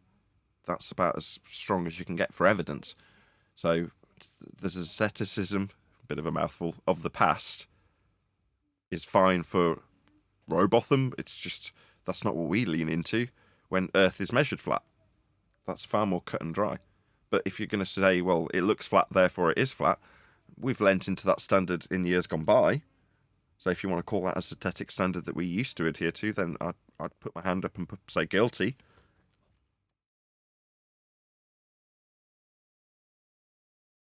Yeah, the only problem with that is looks can be deceiving. Or like beer goggles. Yeah. Or, like say you're on a non-inertial plane of reference and you're spinning and someone throws a ball in an inertial reference frame over your head. Is that ball curving? I'm going to go with yes. If you're going to hold to the Zeteticism, you would have to. Yes, that's correct.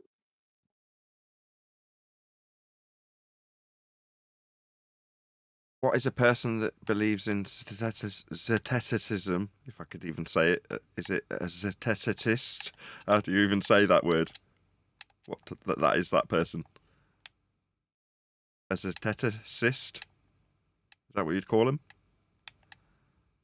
Yeah, I suppose. Yeah, maybe. I guess it depends on the context. Like, if they're advocating for that, then they would be a Zeteticist. That's the one. You said it better than I did. Well done.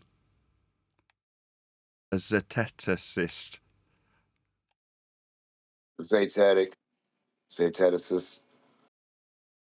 Only when you come to actually say it do you go, oh, it's harder than it seems. Wrapping your lips around that one. I need to get to Yeah, the I guess it dentist. would. It'd be interesting, like if someone were to say they practice Zeteticist. Oh, now I did it. But then they also advocate that for being the only thing you do. It would almost be like a contradiction. They would be advocating for like a globalist Zeteticism. Like only that is allowed. No other forms of inquiry are allowed anymore. It's almost like they would like level up the globalist agenda to be, you all must accept this one idea. Otherwise, the own idea contradicts it. Well, I know it might sound like a word soup there, but basically what I'm saying is the globalist worldview has baked in explanations to how to handle disagreement, how to explain flat earthers, and they ignore it. They throw their own model away as soon as they have to explain any level of disagreement. They're science deniers. I get what you're saying because you're describing an anti-flat earther when you say they'll deny their own nonsense if it's contradicting a flat earther's opinion. We call those anti-flat earthers, but you said it's baked in. What do you mean it's baked in? What's baked in were like Carl Sagan had said his interpretation of the pale blue dot, that you're all interconnected. The greatest hero and the most cowardly villain, the best statesman and the most anarchy person, you're all together. It's all one humanity on one planet. There's no difference between you or anyone else. Like the amount of difference between the very smartest person and the very dumbest person in a cosmic sense is virtually zero. And what the globalists will do is they'll come into that conversation and be like, Carl Sagan's a complete idiot, because to understand the globe, you have to point down at other people that they are uneducated when their own model suggests there is no difference between the two groups of people. It'd be like a Zeteticist saying, my personal take and your personal take are all personal takes, but only their personal take should be accepted.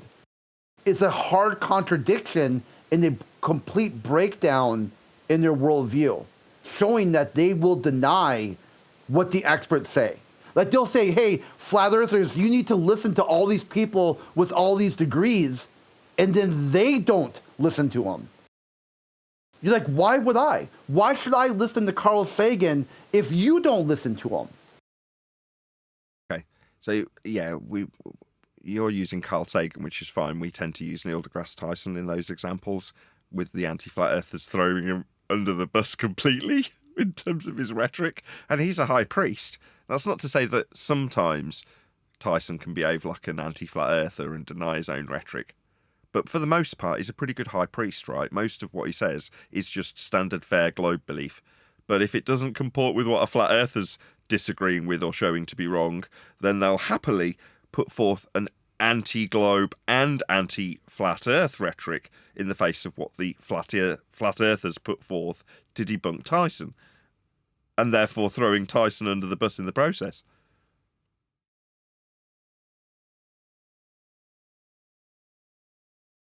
Yeah, that's another good one too, where Tyson had said, with flat earthers, like, hey, don't worry about it. There's always going to be people who disagree with you. Keep looking up.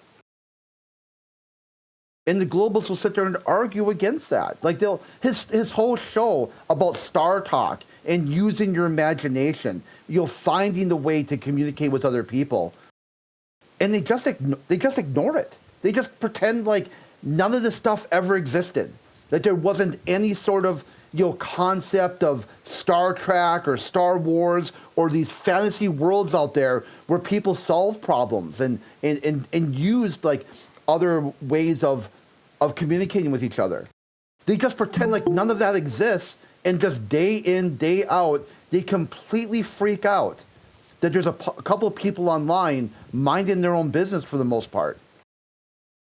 Like they can't even take the day to contemplate why their worldview is so broken and just try to figure that part out. Figure your figure your stuff out, and then come here and talk about how flat Earth doesn't fit into your cosmology.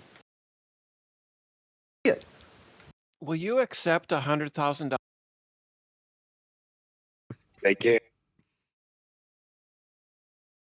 I'll give you $100,000 to not talk, Brenda. Will you accept defeat, Brenda, when you can't get elevation to increase every single millimeter or inch horizontal? Who cares? Why You are we guys don't- addressing her? Yeah, don't chase it. Someone, her mute must have expired, and someone else got it quick. I'm just saying they all should concede. That's all. Whoever they are, anybody, all the ones who have no point, like Omnivore and all of them, they all. They keep mixing up their cosmology with ours. That's the problem. They're like, yours has to interpret ours. They say flat Earth has to be interpreted in their way with their stuff or else. And why can flat Earth work without working the way that their stuff works? Like gravity and all the magic and all the different things the way they say it does. And they keep confusing it. And that's the problem. And then they point at everything. They have no reference for the thing they're talking about, their own thing. They don't have, so a reference for a stationary thing. Do they have that to compare if they think everything's always, always, always moving on their ball? No. So in that case, they've never seen anything stationary to say whether the thing would be or not. If the thing they are on is stationary and they don't know it, it's the same principle. Then they're saying they're moving, but they're not. So then have they ever been on a moving thing? No, they don't have a reference. But They're on a that's their stationary problem, thing. D-Mark. No, I know, but I'm saying, how do we, why do they keep doing that? It's worse than that, mate. They measured the Earth flat and claim it's a globe. Exactly, that's the problem. You see, if somebody told me they didn't want to talk to me, all I got to do is say that one time, and I'm done. Why do these people keep coming back trying to engage with Nathan? Why? Because I'm here as a guest specifically for that. That's why. They're being invited to No. now. I'm talking about certain people like Brendan. Oh, those people are just in pain. Exactly. They're in pain because they know that what they believe is nothing. They want you to surrender to Nothing can exist. Exactly.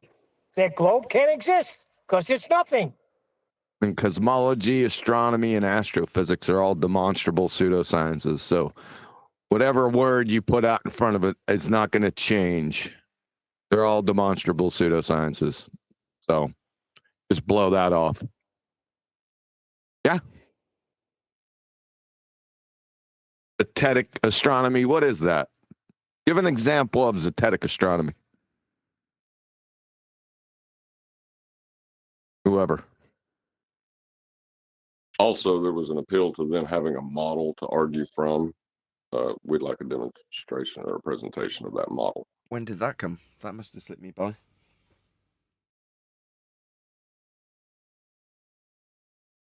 Yeah, the models always slip you by.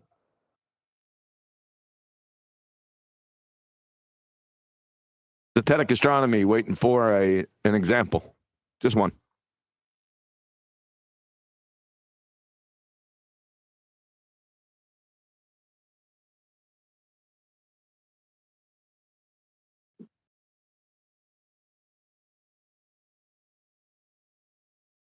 I would be happy with the definition of Zeteticism at this point.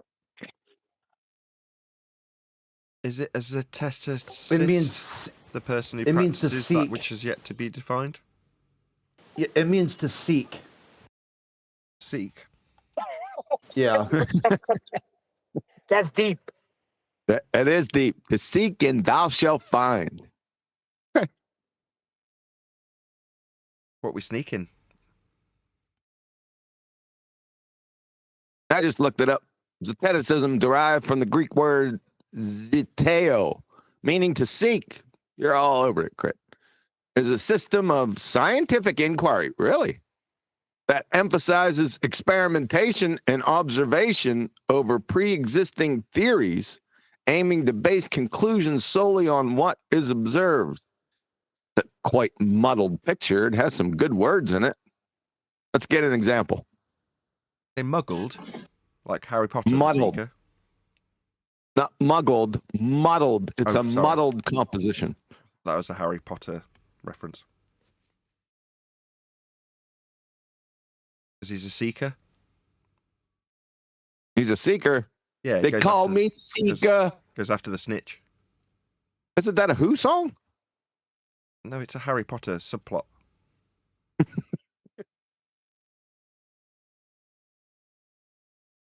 The space cowboy. They call me a seeker. Yeah, there's another one, Space Cowboy. Call me Nathan.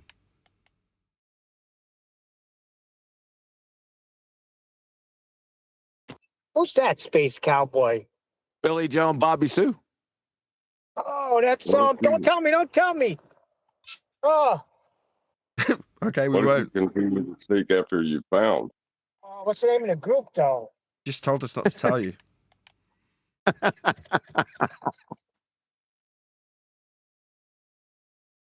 Steve Miller Band.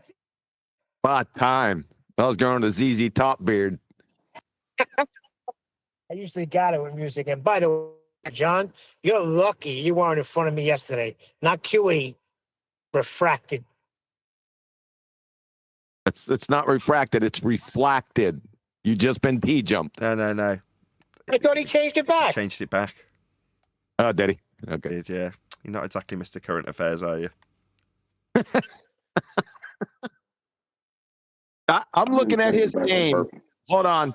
I'm looking at his name in this hangout, and it has REFLACTED. That's reflected. Ah, you It lied to us, appears John. you haven't been keeping up on current events. Yeah, he's got us there, Nathan. Yeah, he has, hasn't he?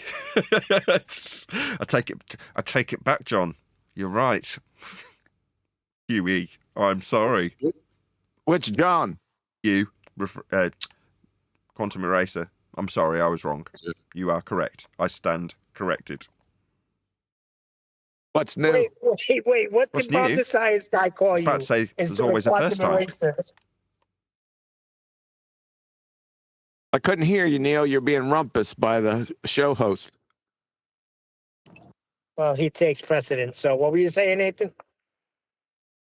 Nothing else. I was just making a joke. It doesn't matter, Neil. So, in politics, let's try this again. Somebody belly up, cowboy the heck up. What is your bestest scientific evidence for your globe?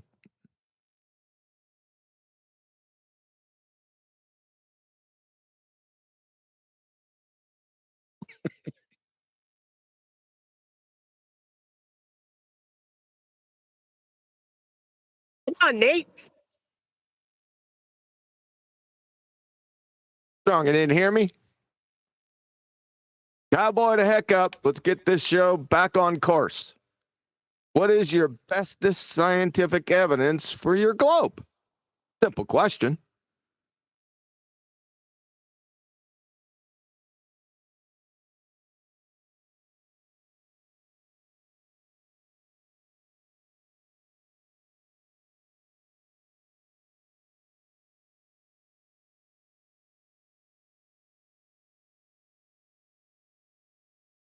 Supposed to be doing the music, Nathan.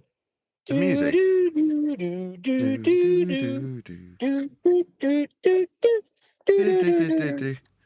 Right, time's up.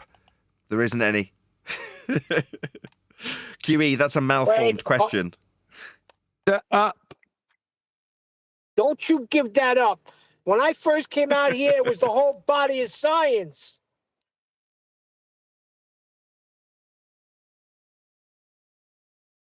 Just toying with you now, globe believers. it's measured flat, even if you're a globe believer.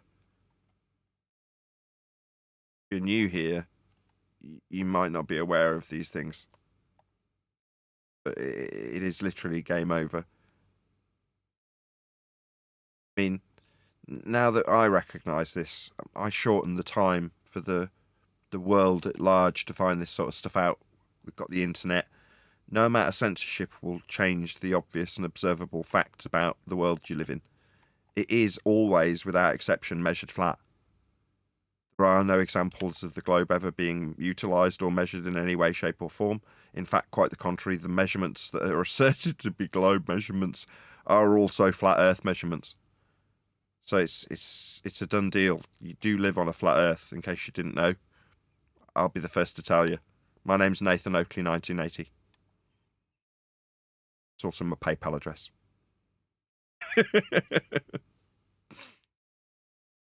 Let's try a simpler question. How do you have horizon on a globe tart?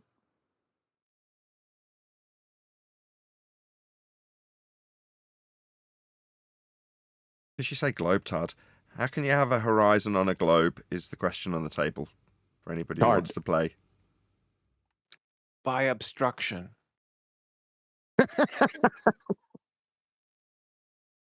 Shout out to Sensual Goat. He says, have a great weekend, everyone, except for the ballers. Thank you for the super chat. That's what he said, except for the ballers. Except for the ballers. That's what he said, yeah. Thank you for the super chat. Hey, you going to add the show for tomorrow? Oh, I can plug the Ballbusters. I did it on yesterday's show. I took a chance that it would actually be the case that we'd have a Ballbusters. So I said yesterday, be here or be sphere on the Quantum Eraser YouTube channel, as there will be a Ballbusters. What's it about? What's Ballbusters about? It's going to be a good one. It's going to be part 2. McDuffie and Major Idiot Wolfie 6020 Clown Show. Ground control to Major Idiot. Somebody's got to clip out that movie Slapshot when Paul Newman sees the Hanson brothers playing with their toys in the hotel room. He comes back in, he says, they brought their effing toys. That's what we got to put for these guys.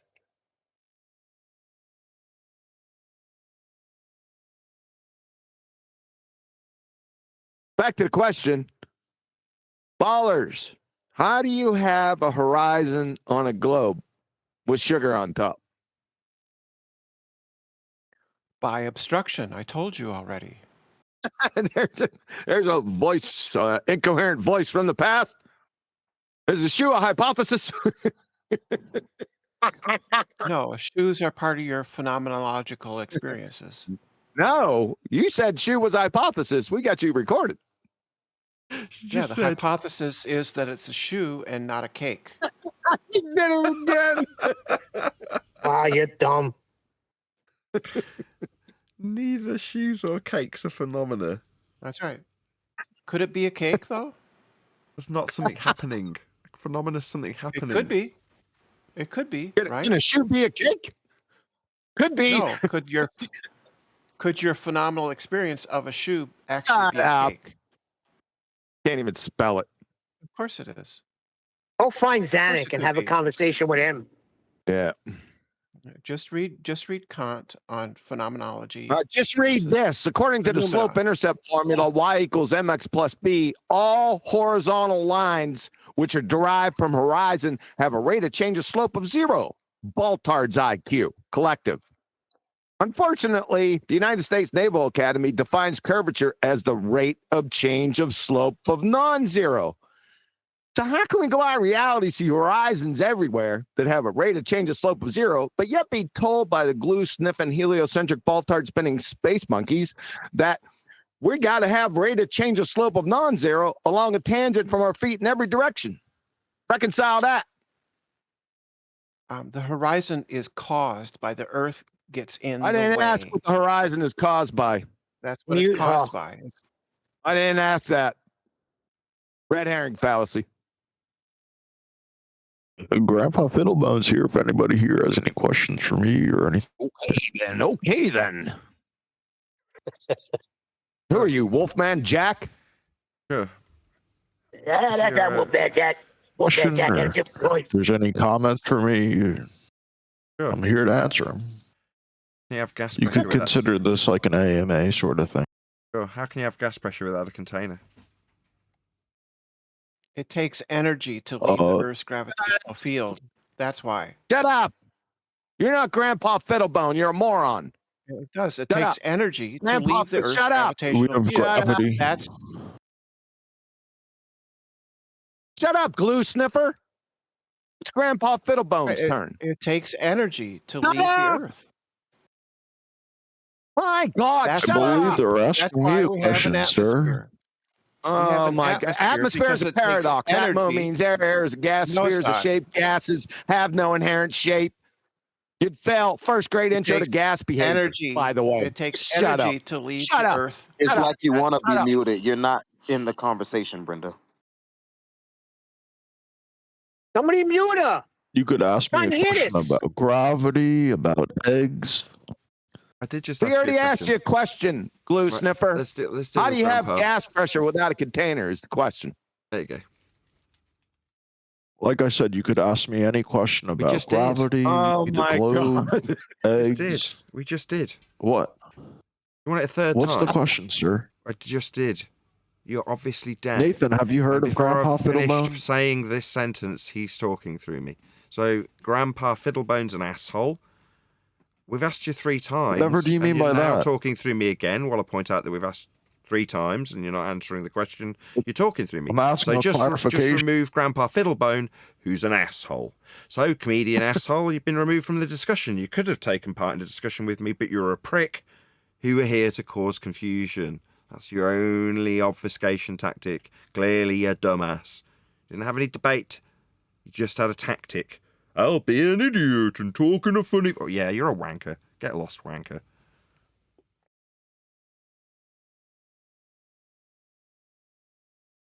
So is this it? Just comedians to defend the globe religion? You've got allegedly billions of people who think they're on a spinning ball flying through a sky vacuum, and the best you've got to defend this shit is Grandpa Fiddlebone.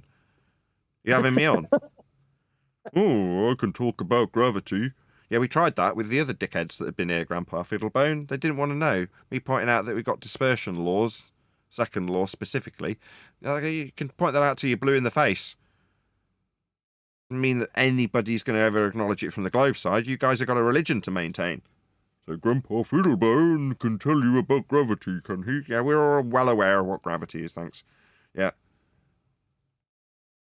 Doesn't change how fake space sky vacuums are.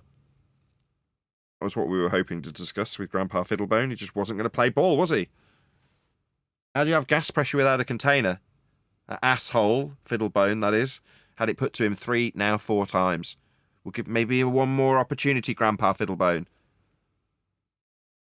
Well, like I said, you could ask me any question you like. I'm here to answer Dickhead, questions. I'm wanker, here to... asshole. How do you have gas pressure without a container? It's not like you've had it 4 times, 5 times. 5. Need 6. But you're talking to me and not somebody else. I'm just trying to get some clarification here. Yeah, you're stupid. I'm just trying to understand who you're referring to right now. You, Grandpa Fiddlebone. How do you have gas pressure without a container? But can you confirm you're talking to me? Is that it? Yeah, you're a dumbass. You've been removed from the discussion. You one-trick pony. Your joke was funny once. Meanwhile, outer space is fake. There is no sky vacuum. There's no men in a ISS tin can that need rescuing. Oh, did some of you Americans feel nostalgic for that utter crap that you got fed? If you were believing that crap, you were duped. It just makes you stupid. My name's Nathan Oakley. I'm the one calling you stupid for believing that men got rescued from a sky vacuum in a tin can called the ISS. You believing that crap is hilarious to me. Yeah? I'll mock you. And how gullible you are if you believe that. So maybe I can put a question to you panel members here in Discord.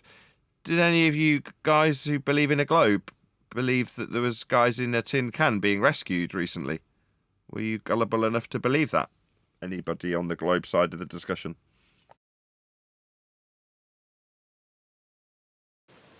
what I think what's interesting about that is Butch, whatever, I can't remember his last name, Williams or something. He thanked Jesus for it. He said, like, hey, what do you want? You're back on Earth. Is something you want to say? He's like, I prayed every day for Jesus to save me from low orbit. And then people are like, well, don't you want to thank Musk and Trump for saving you from, like Biden left you up there? Isn't that who saved you? He's like, no, Jesus saved me. And then you're like thinking, well, now that the atheist, they think that the astronauts are all atheists too for some reason. This guy's telling you Jesus saved him from outer space. Reminds me of a joke. Hey, just being a blasphemer. Well, it reminds me of a joke, but it was probably in poor taste when it was told originally, but I just won't make any references. So there's a guy with waters rising all around him, and everyone around him's evacuating, they're leaving their homes, and they're saying, come with us, Bob, you need to come, you're going to get washed away in the water. And he's like, no, Jesus will save me. I'm staying exactly where I am. So he stays, and the water comes in, it starts coming over the porch and through the front door. He's like, oh. Guy comes wading past in big wellies, and he's like, I've got a spare pair of waders here, Bob. Just come with me.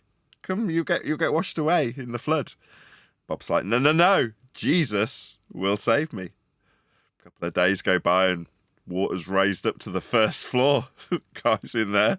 As a boat comes by, a little paddling dude, one of his neighbours who happened to have a little dinghy. He's like, Bob, oh, thank God, I've saved you. I didn't know you were still here.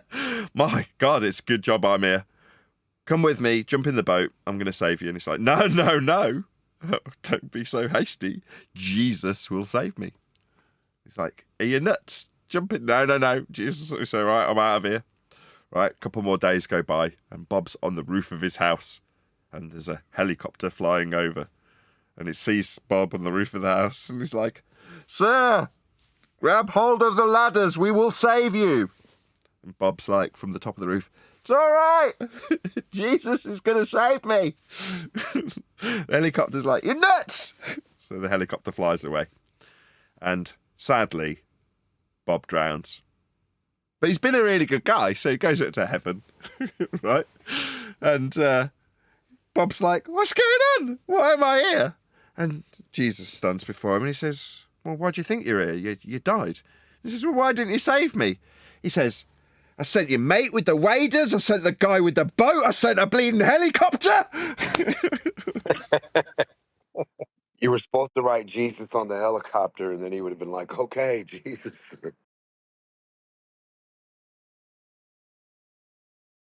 Right, any more for any more. I'm going to be thanking politics for having us. No, you will not. I'm being told what I'm going to do. Now, we'll stay a little bit longer. Is there any other questions in regards to the nature of Earth? If you don't know it's measured flat, I'll tell you. Earth's measured flat. You're a globe believer, it's still measured flat.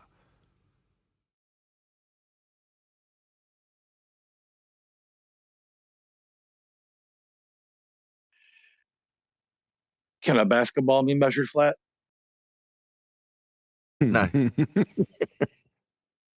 Unless you deflate it. Is it deflated Earth now? And if it doesn't spontaneously inflate, that violates the second law of thermodynamics, according to Left the Foot. But just to answer the question, no. But we're not measuring basketballs when I say Earth is measured flat. I mean, I'm specifically referencing Earth and how it's measured when I say that, as indicated by me saying Earth.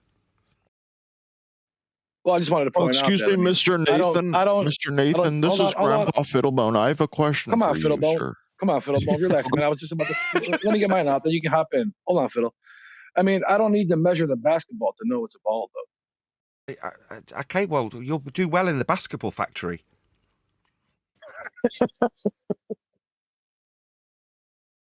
You laughing isn't a good look, dude. Wilson? Wilson! Yeah, but if you're ever trapped with a ball on a deserted island, it would be useful to understand how navigation works. Then you might be able to find where you are. Having a sextant would be dead handy in those sorts of circumstances. Obviously, you'd have to have a good appreciation of how Earth is measured flat. Then you could find where you are, and you might be able to find your way home. What if I'm in the southern hemisphere?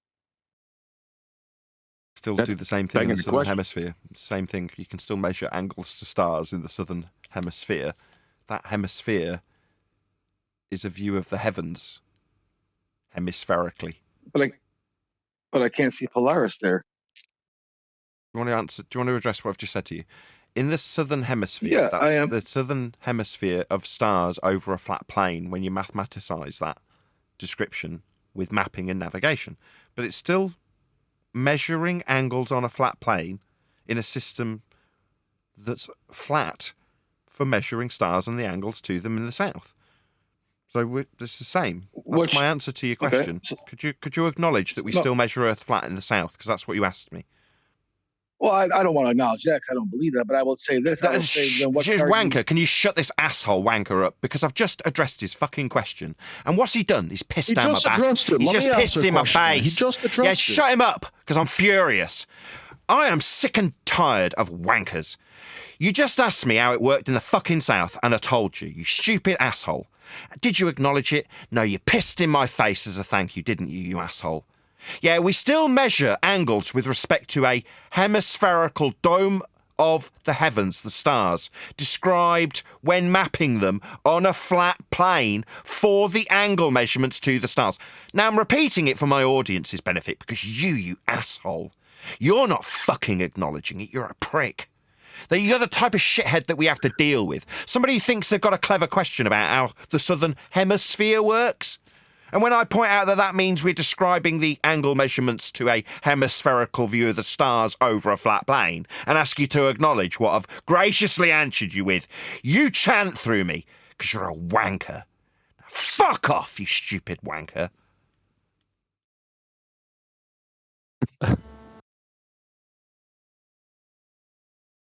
Yeah, you get my disdain, globe-believing assholes.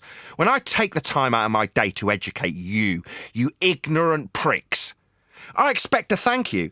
I don't expect you to piss in my face when I gave you the answer that you've asked for. How's it work in the southern hemisphere? I told him, didn't I? Did I get a thank you for it? No, I did not, did I? No. Yeah, what I got is disrespected. So I'll disrespect him back in the exact same way. I'll swear at him, use foul language, just treat him like a piece of shit. Because that's what he did to me when I answered his bleeding question. Now, I respectfully answered his question, didn't I? Now, I expect a bleeding acknowledgement from you globe tossers. Don't expect you to say, well, I don't believe that. Believe what? The absolute fact that we still measure angles to stars with a sextant in the south? There's nothing to believe. But I'm just getting pissed in my face, aren't I? That's what I'm getting when I answer his sodding question. It's a frickin' outrage. That's why I muster this disdain and tell him off and swear at him, in case anybody's wondering. Because you think you're justified after you get a graceful answer from me to say, I don't believe that. I don't give a shit what you believe. I've just taken my time out of my day to answer you, you stupid asshole. Now acknowledge that or fuck off. Hey Nathan, this is Grandpa Fiddlebone. It's a different question. I wasn't the one who asked that question before. Nobody said it was, you stupid Now let me ask you a simple question. Nobody said it was, you stupid idiot. Nobody said it was. Oh, okay. I thought you were yelling at me. Stuttering much. Your comedian vibe failed immediately when you just stuttered. Can you elucidate? It's all about timing, you know. It's all about timing. I can ruin your timing by stepping all over you. That'll ruin your timing. Your comedian gig will be over quickly when I ruin your timing. Whatever do you mean by that? Like this. I'm asking. Are there any jokes coming? It sounds like you've just got stutter. Are there any jokes? Can you elucidate? You stopped being funny quite quickly, didn't you? Did you run out of jokes? You stopped being funny quite quickly. You stopped being funny. You stopped being funny. With the Coriolis-induced. You stopped being funny. Did you think dropping in a serious question while I'm pointing out how crap your timing's become with me interrupting that timing? Have you run out of jokes? I asked you a specific question.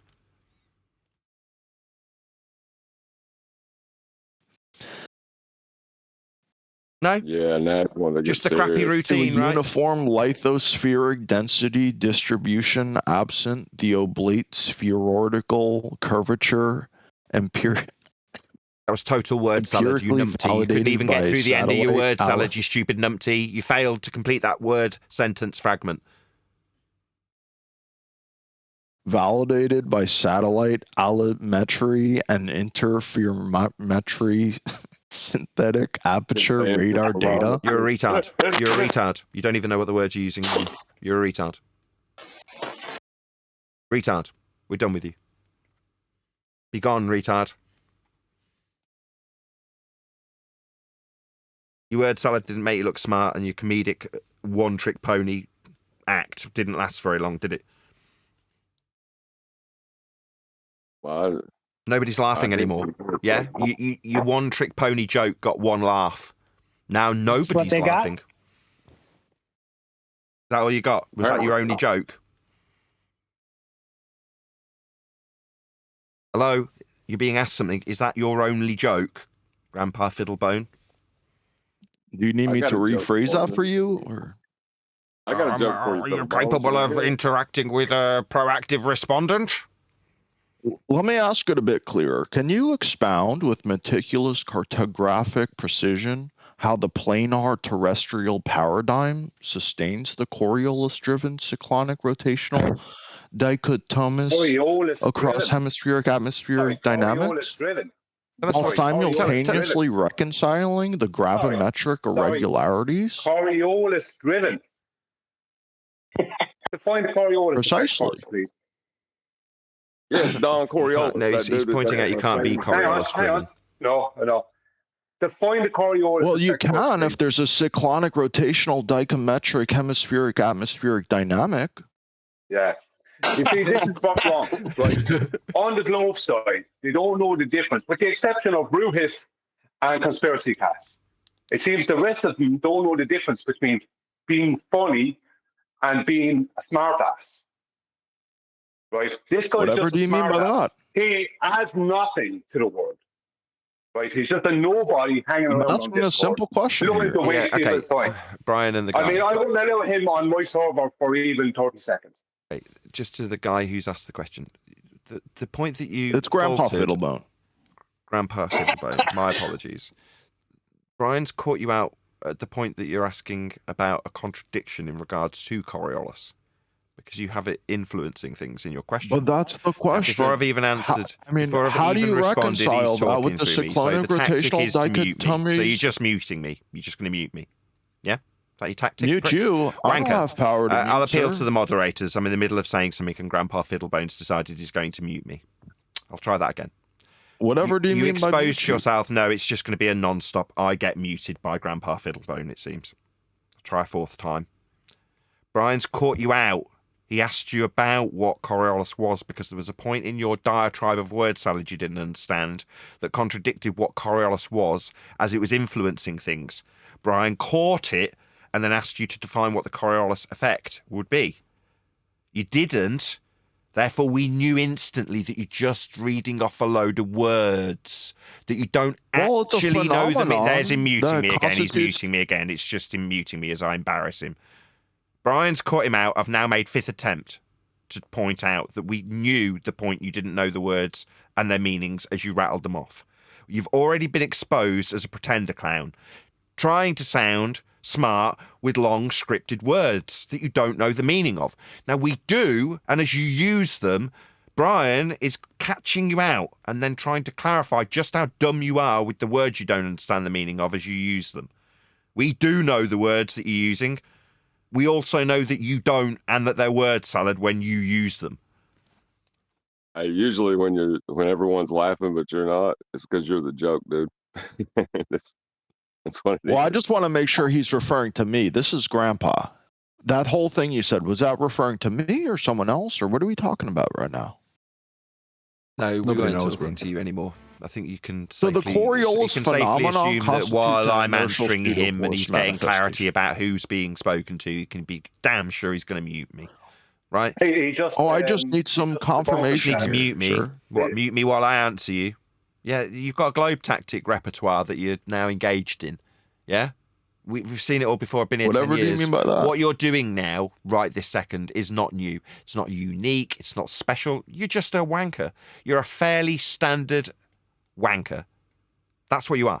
You could say I'm above average. That's okay too. Okay, you're an above average wanker. I appreciate that, Nathan. He just debunked himself because he said the Coriolis phenomenon. But that would be an effect then, wouldn't it? Well, it would be unless it constituted an initial pseudo-force manifestation. So you don't know what you're talking about. You're just a bullshitter. You're just a time waster. I'm explaining it to you, sir. It's emergent within non-inertial reference frameworks. It's pretty simple You're just stuff. a time waster and a bullshitter who doesn't know what he's talking about. It's emergent with a non-inertial reference frame. Which non-inertial reference frame would that be? Well, I mean, there's tangential velocity factors and vectors that we're not referring to here. Let's try it a second time. Second time. Which non-inertial frame of reference would that be? Second time. Let's count them off. Well, it's orthogonal. That's the point here. This will be the third time I ask you. Which non-inertial reference frame would that be? Third time. Spastic retard Dumbo. I believe I'm answering it, but orthogonality is the correct science. You're exposed. Yeah, you're exposed. You're a retard. You don't know what the fuck you're talking about, retard, do you? He's not funny. Well, there's a consequential artifact. You're exposed as a dumbass retard, but you think you could just keep babbling? I mean, I'm really? simply talking about I just got here, and your response to a question about system. Talking right through your chocolate. Your response to which non-inertial reference frame are you talking about? It's orthogonal? What the hell are you talking about? That's correct. Or if you want the scientific word, it's how is that correct? What does that mean? Do you know what a non-inertial reference frame is? No, he doesn't. It's a tangential velocity vector. It's simple stuff here. That's really? This guy's please define orthogonal, please, and how it relates to what you're calling the Coriolis phenomenon.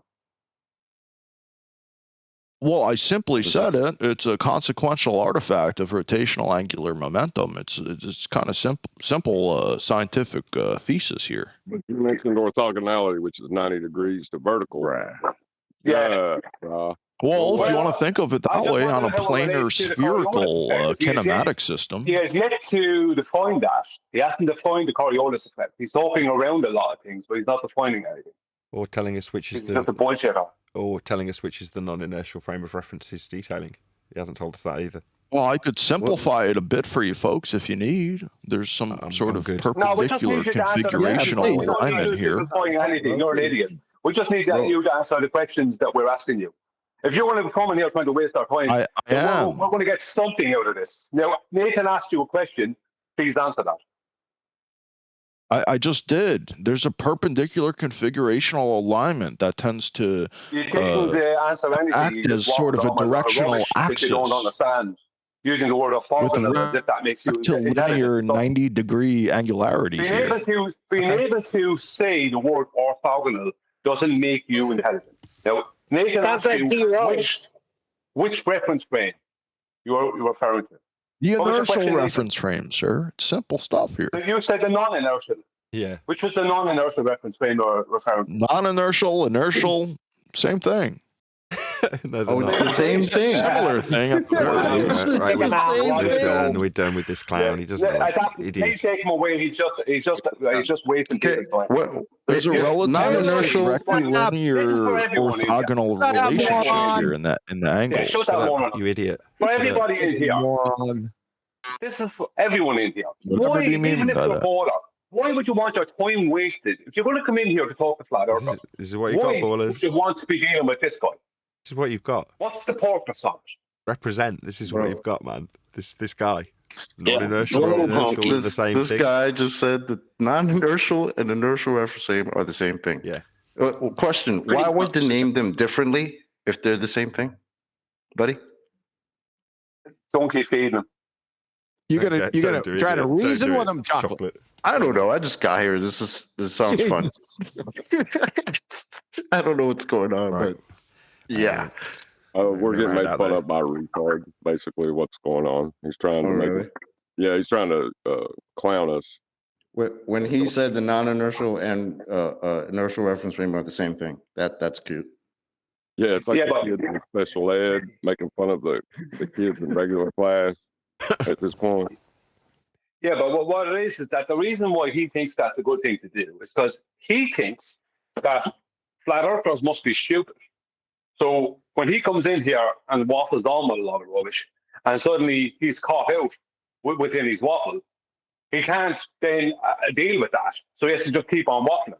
But where's his evidence that we're the stupid ones when he doesn't know what he's talking about, even within his own rubbish? Because if I'm going to do that, the least I'm going to do is get my facts correct.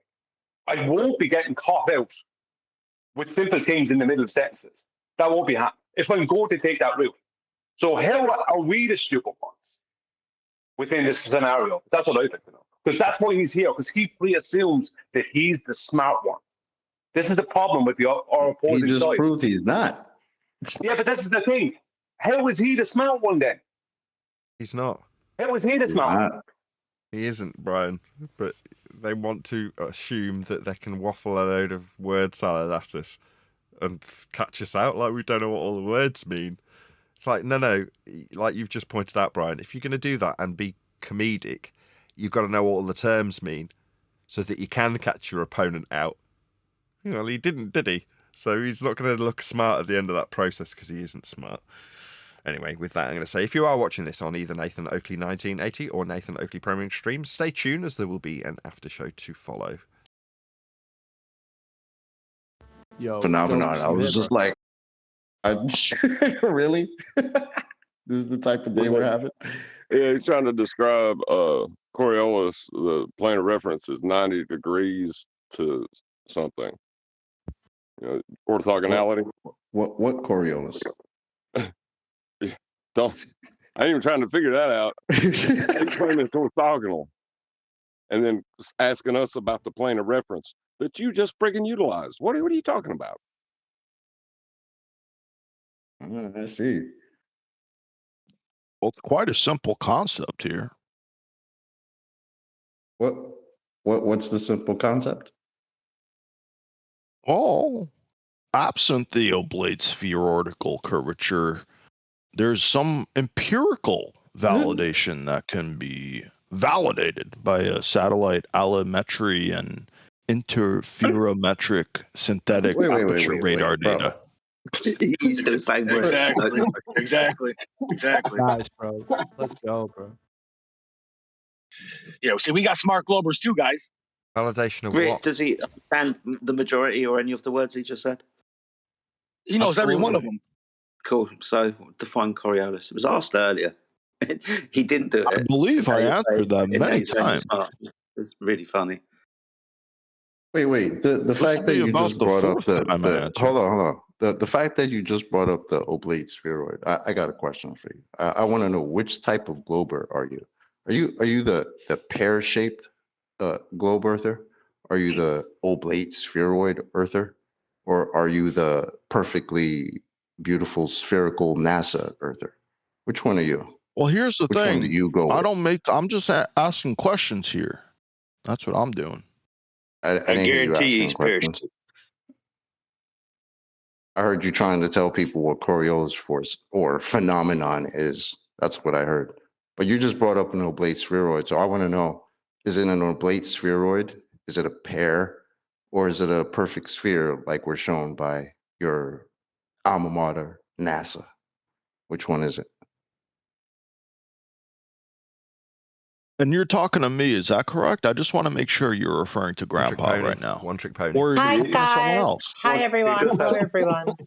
Hello. Hi, how's it going? Who's saying hello? I'm okay. I'm okay. How are you? Annalise. Can I appeal to the mods to mute the Grandpa Fiddlebone if we're going to engage Annalise? Whatever for. Don't disturb the conversation. Because you're incoherent and retarded by demonstration. Guys, let's not use the R word. It's not very nice. It's not right. Have you any glow proof? It's actually or have you, or it's very if not, offensive. just go away. lady. Hold on. Either come up with some globe proof or go away. I'm not interested in what we should or shouldn't do. He's gone, Brian. That guy's gone.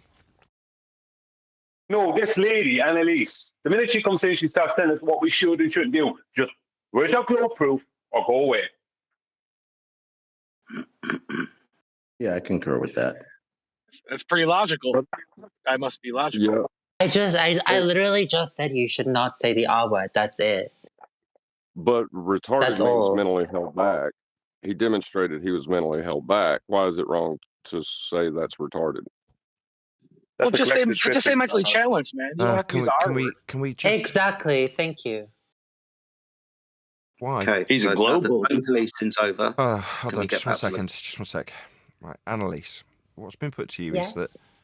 Do you understand what the word retard means? Oh my God, I'm so offended right now. This is ridiculous. Can we shut Rob Noxious up? Rob Noxious is just doing what I was hoping that the guy, whatever Grandpa was going to do. Rob Noxious has decided to take up those reins instead.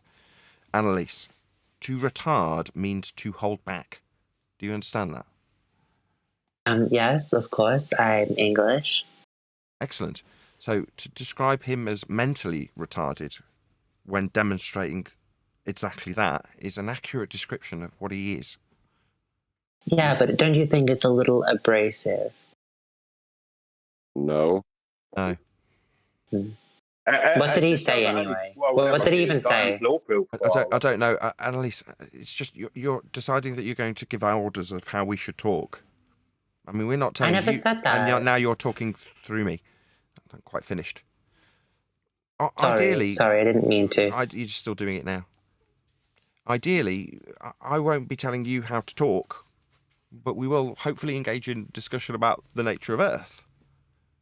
But if during that discussion one of us behaves in a certain way and the other describes it or summarises it, we'd hope that someone from the sidelines doesn't pipe up and, start telling us that we can't use that language when it's perfectly admirable and accurate language.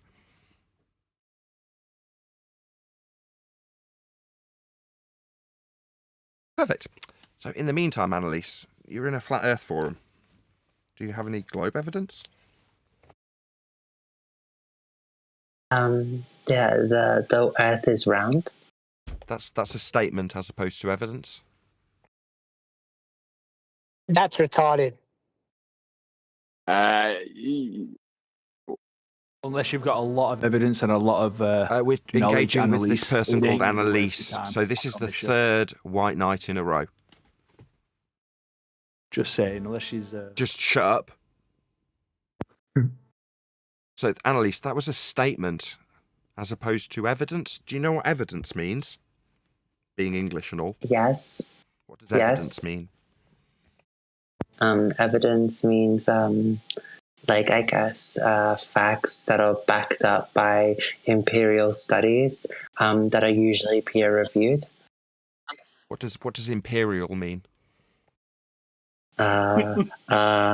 Empirical, I mean, sorry. The proof. Yes. Okay. Saying Earth is round isn't proof, is it? It's just a statement, a baseless assertion, in fact. But of course it's round. That's the reason why in some places it's like daytime, in some places it's nighttime, in some places it's afternoon, because we rotate.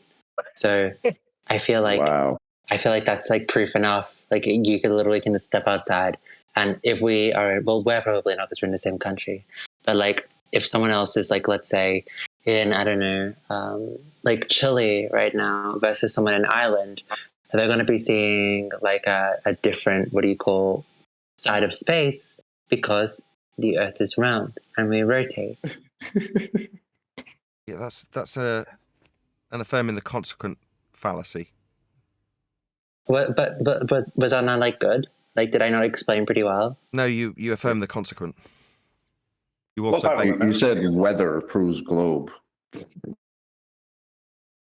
So the sun producing day and night cycles, you're suggesting that is evidence of a presupposed motion through sphericity. I hadn't quite finished there. I did listen to you, Annalise. It'd be ideal if when I talk you do the same courtesy and don't talk straight through me with yeses and nodding along. Ideally, it'd just be good if I could just talk unimpeded. Thank you. You're assuming sphericity is the cause of those things, and you're affirming the consequent. That's fallacious logic, by the way. So no, that isn't evidence. That's affirming the consequent. It's fallacious reasoning. It also begs the question of sphericity. That's the very thing you're trying to prove. You've automatically assumed that outcome. So no, that's fallacious in every single front. Definitely not evidence, Annalise. Meanwhile, just so I can evidence a standard that hopefully will resonate with you in a way that is uplifting, the assertion that there is a sphere to believe in is derived from principles of measurements of a flat Earth. For example, the equator that you are presumably aware of on a sphere, that is a concept derived from measuring Polaris. Flat. That's an angle to it. Its minimum forms the outside edge of what you think is a ball. But it requires Earth be measured as a flat plane to develop that belief that you can affirm the consequent in when you beg the question of it.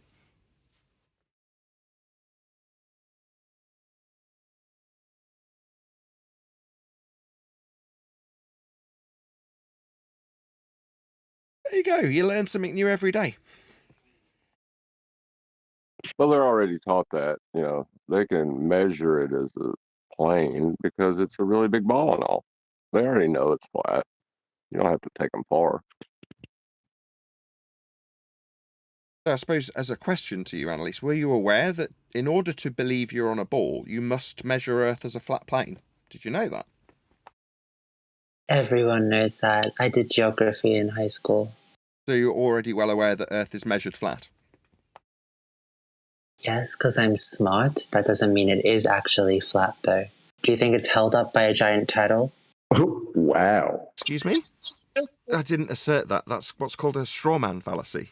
So we'll just ignore the straw man that you've attempted to burn. I didn't suggest that or say it. Those words didn't cross my lips. But you understand that we will measure Earth flat with elevation angles to Polaris.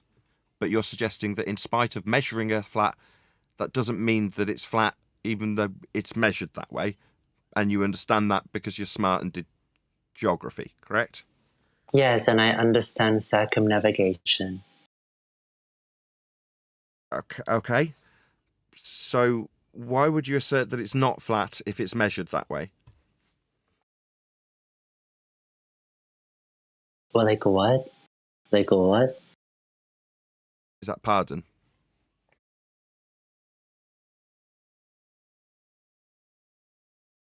Why would you assert that it's not flat after conceding that you understood its measurement is flat? That's Earth measurement is flat, with an example of Polaris measurement. I have a question for you. No, I'm asking you a question. I asked you a question, I've repeated it. Did you prefer to ignore the question I've just asked you? Because if so, I can just ask someone else to engage in a conversation with me. If you're refusing to, by just asking a question in the face of me asking you something, which is why you would deny Earth's flatness, given that you've just explained you understood how flat we must measure it when we measure Polaris for latitude. I've put it to you 3 times. Would it be possible for you to address what I've put to you, rather than ask a new question in defiance of that question I've asked? You made a statement, not flat, but you know it's measured that way.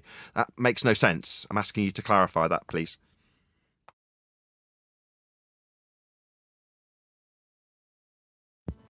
And she's gone. Or did she run like a complete coward? No, she just realized that you're a retard. I don't think she could get. Sorry, White Knights, if you don't mind piping down while I make my conclusions in the face of the coward running away, rather than addressing the facts that she understood Earth to be measured flat, because she did quote geography. But that doesn't mean that it's flat in spite of her knowing it's flat. Like we asserted, Chocolate said she already knows it's flat, and she did. So, in conclusion, not Nathan's a retard, fucking asshole, hope you get banned. Meanwhile, Earth is measured flat. That bitch knew it, didn't she? But she fucked off the moment I pointed that out, didn't she? Because she's an abject coward. And her attempts to understand how imperial the fucking flat Earth measurement was, she wasn't smart and English. She was a downright spastic. That's what she was. Imperial, eh, fuckwit? Get lost, bitch. You're a spastic. Don't like my fucking tone? Then don't talk like a twat. Imperial. Ooh. Dropped on your fucking head much?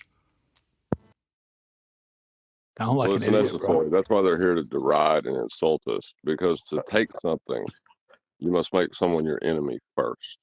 They have to perceive us as the enemy, or, you know, put us in that position where it's okay for them to steal from us.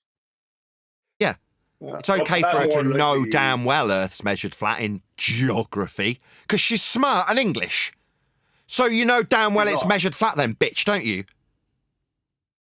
It sounded to me, I suppose it was annoying me, so I nearly came in on copy. I apologize for that, but it sounded to me like it was an American lad with a voice changer pretending he was English. I wanted to ask her what part of English she was from. That should be interesting. Yeah, she wants to tell us off. She wanted to tell us off. She wanted to tell us off, didn't she, Brian? Don't tell people there in our words. English too much.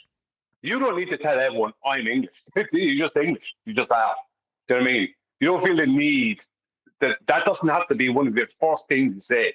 That straight away means you're not.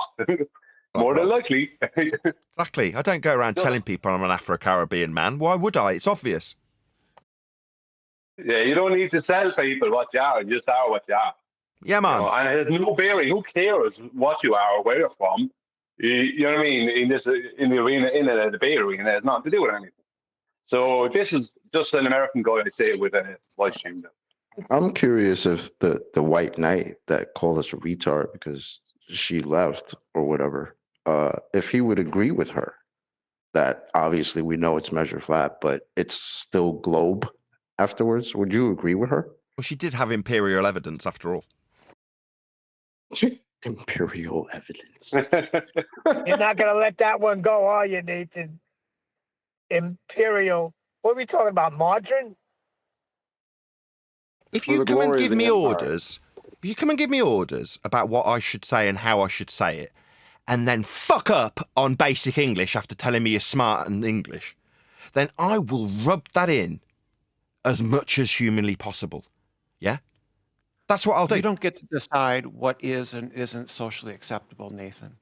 Yeah, I do. Oh, you do, don't you? No, you don't. You don't get to decide that. Yeah, I do. When someone says imperial after telling me they're smart, I'll call them a fuckwit. Totally justifiably. Yeah, I will. I'll call them a fuckwit with justifiable indignancy towards their description of being smart.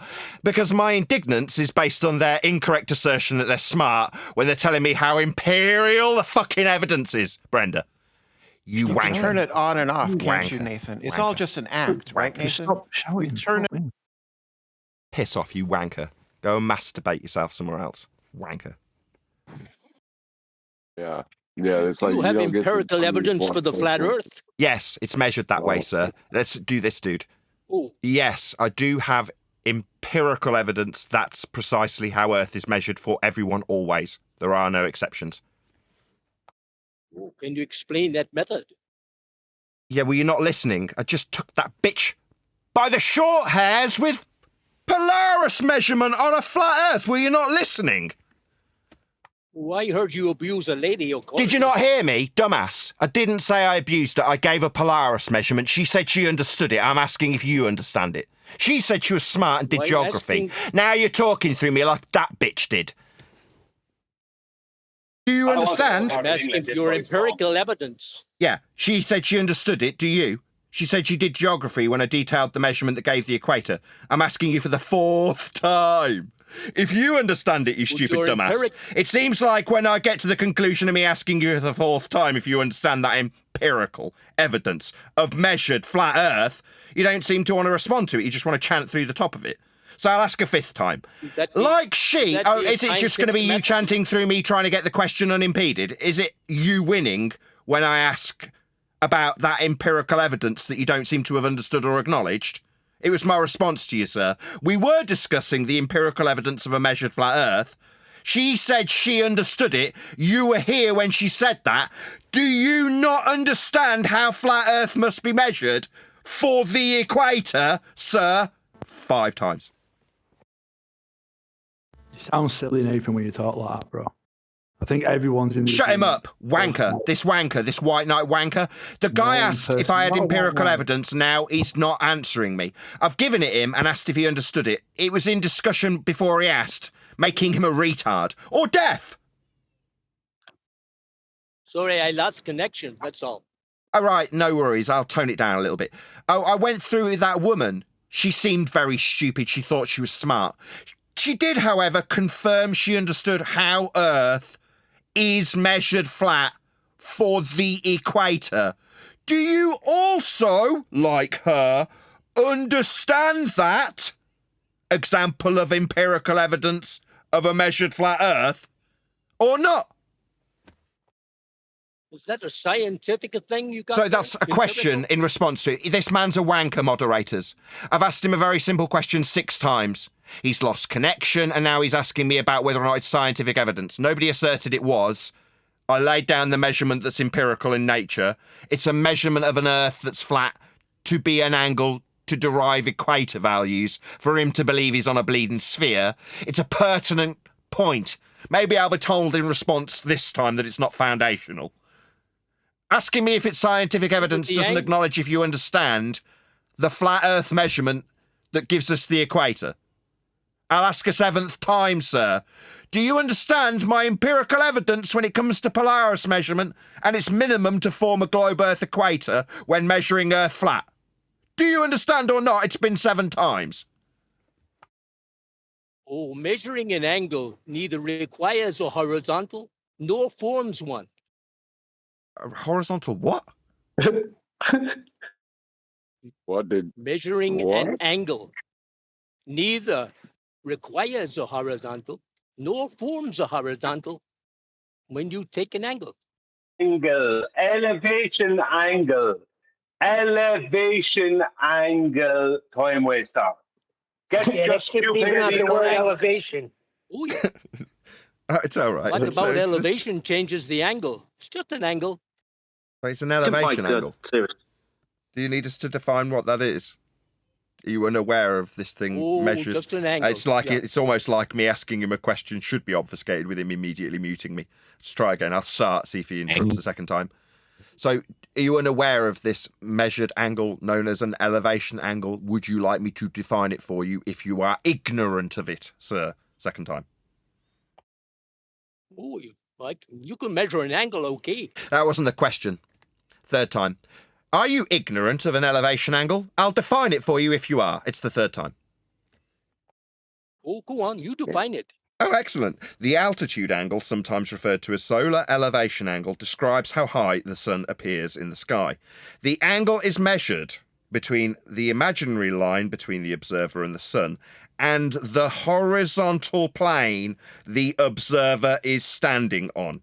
End quote. Sustainable by design. Okay.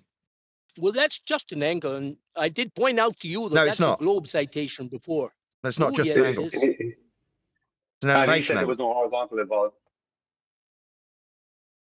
So, were you ignorant of the angle known as an elevation angle? Because your response to me was, it's just an angle, as opposed to, I am or am not ignorant of this fact as defined by you. You didn't thank me for defining it. You said it's just an angle. No. It's an elevation angle. I've just defined it. Either, don't chant through me, please, Hayuka. Either acknowledge that which I've just defined. No, he's not. It's moderators. It's not. It's turning into a shit show. He's just going to make it a shit show rather than have a reasonable back and forth. You can do he's that not all acknowledging on your me. own. Now he's just chanting through me while I try and get some semblance of a reasonable discussion out of him. He's not having it. He's chanting through me. And he just lied as well, Nathan. He just lied. He said it's a globe citation, whatever the hell that is. I'd like someone to define what a globe citation is. It can't be. There's a horizontal involved. It can't be a globe.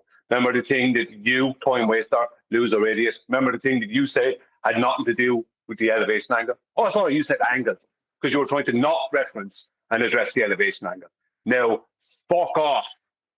Yeah, disingenuous lying. What a shitbag. So he told me after I cited it that number one, it's just an angle, and then it's just a globe citation. No, when it describes a horizontal plane that the observer is standing on, there is no horizontal plane to stand on a curved surface ever.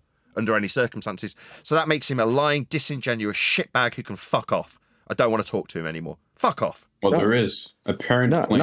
It's the apparent plane they're talking about. It's like it's if you have a huge surface, if you have a huge curved surface, it's almost impossible to differentiate the curvature. Yeah, exactly. So it's an apparent, it's an imaginary plane where you're saying. Everyone, shut up. Trying to get me about this. Hold on. All right, sir. Everyone, shut up. What's your name? Aka. How'd you say your name? Conrad. Conrad.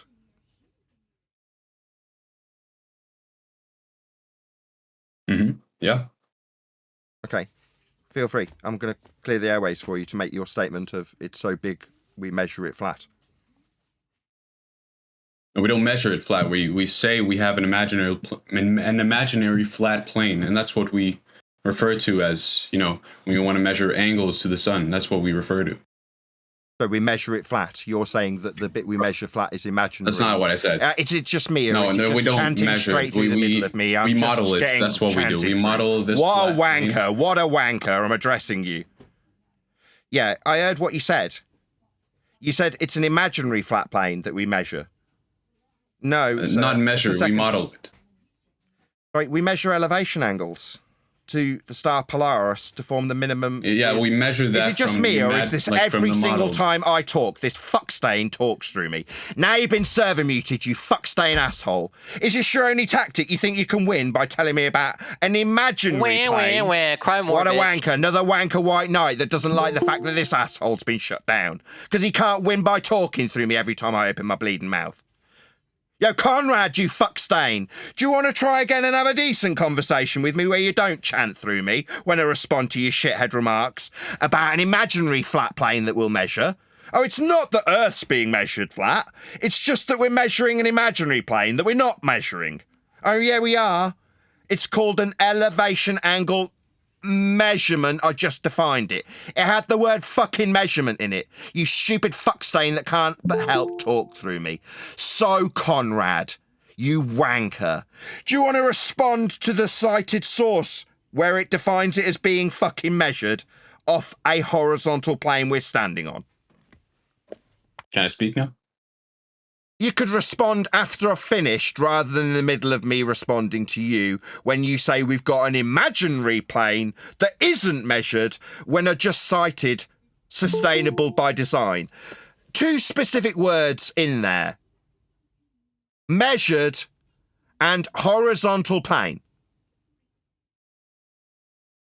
Can I respond? Yeah. So we're measuring a horizontal plane. You say it's imaginary. I say no, we're measuring it. Earth. Flat. Okay, so can I respond now, just to be clear? What, in the middle of the silence? So you've asked me a question, presumably you're going to try and turn it into a rhetorical question. Yes, when I finish speaking, you may address what I say. So I will repeat what I am saying. I'll give you a citation to address the fact that you say it's imaginary, the flat plane that we'll be measuring, and that we're not measuring it. That's what I am addressing that you have said, Conrad. I'll address it with a citation. The altitude angle, sometimes referred to as solar elevation angle, describes how high the sun appears in the sky. The angle is measured between the imaginary line between the observer and the sun and the horizontal plane the observer is standing on. End quote. Sustainable by design. So, Conrad, you've asserted that it's A, imaginary, as opposed to the horizontal plane we're standing on, and B, not measured, in spite of the cited source saying specifically, and I quote, measured. So, Conrad, rather than chanting through the top of me, can you address that total shit you spouted incorrectly, please? Yes, I can say that I agree that we do measure, that's right. The question is, what do we measure of? And yeah, you're mentioning this plane that it says in the source, that we're measuring from the plane to, this plane to the sun, correct? That's right. So, in conclusion, Conrad, we are in fact measuring Earth flat. Then, well, measuring an angle is what we're doing. Yes, from the horizontal plane the observer is standing on, end quote, sustainable by design. I've got 20 of these citations, by the way, Conrad. They all say Earth is flat to measure this angle. It's required for it to be an angle that Earth is flat to do it. You said it wasn't measured, though. You also said that it was imaginary. You're still chanting through the top of me there, Conrad. What a fuck stain. Conrad, you were just fucking wrong, you total fuckstain asshole dickhead with a globe belief and an imaginary plane that we definitely aren't fucking standing on as you chant through me. So fuckstain that wants to talk through me correcting your dumbass that was wrong. Can you not chant through me like an asshole when I correct how fucking wrong you were when you said that it was imaginary? No, it ain't imaginary, Conrad, you stupid shithead globe-believing dickhead. No, it's the horizontal plane we're standing on. The one that you're slowly comprehending and acknowledging that we definitely do measure. You half acknowledged it and then wanted to seemingly skirt away from it. So we're just going to get a concession and a comprehension from you, Conrad, that we will be measuring Earth flat because it's the horizontal plane the observer is standing on to make this measurement of a flat Earth. You understand, right, Conrad? What I understand is that we model a flat plane, and that's we measure it. You stupid fuckstain. Yes, we are measuring. Yes, we're measuring. You dropped on your fucking head?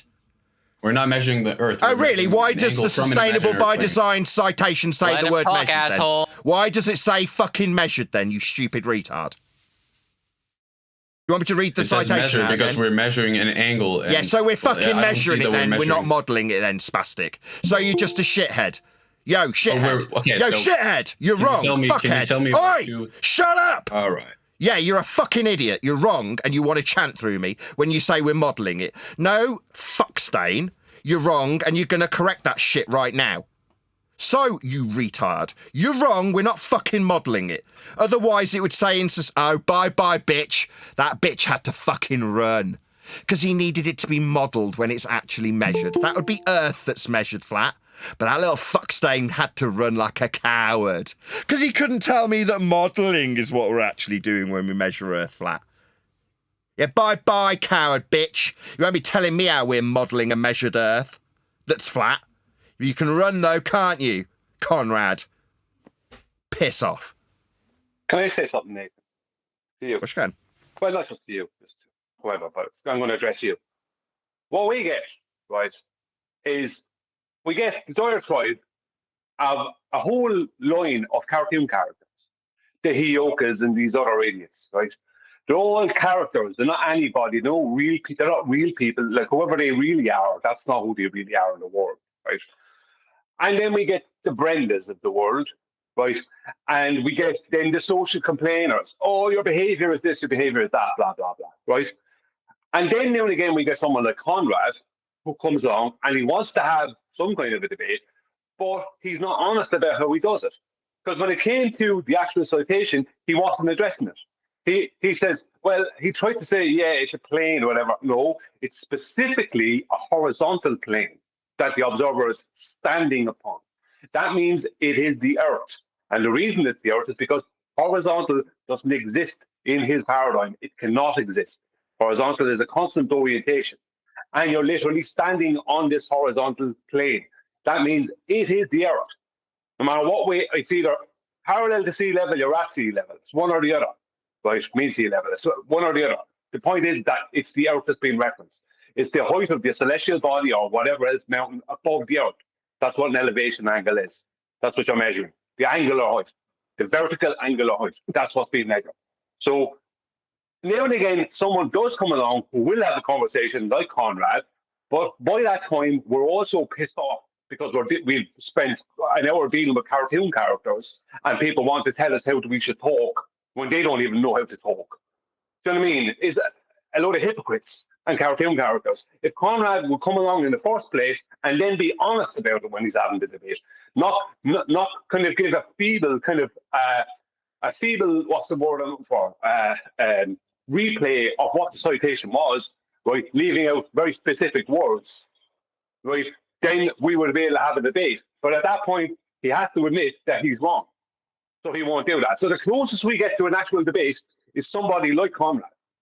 That's the closest we get to an actual debate. Because when it gets to the point of where he's wrong, he's not going to concede.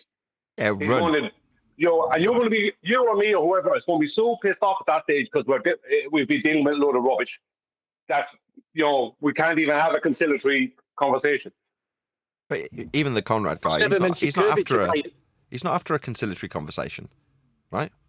He says it's imaginary. We're modelling it. What, modelling it flat when we're out at sea with a freaking sextant in our hand pointing at the horizon?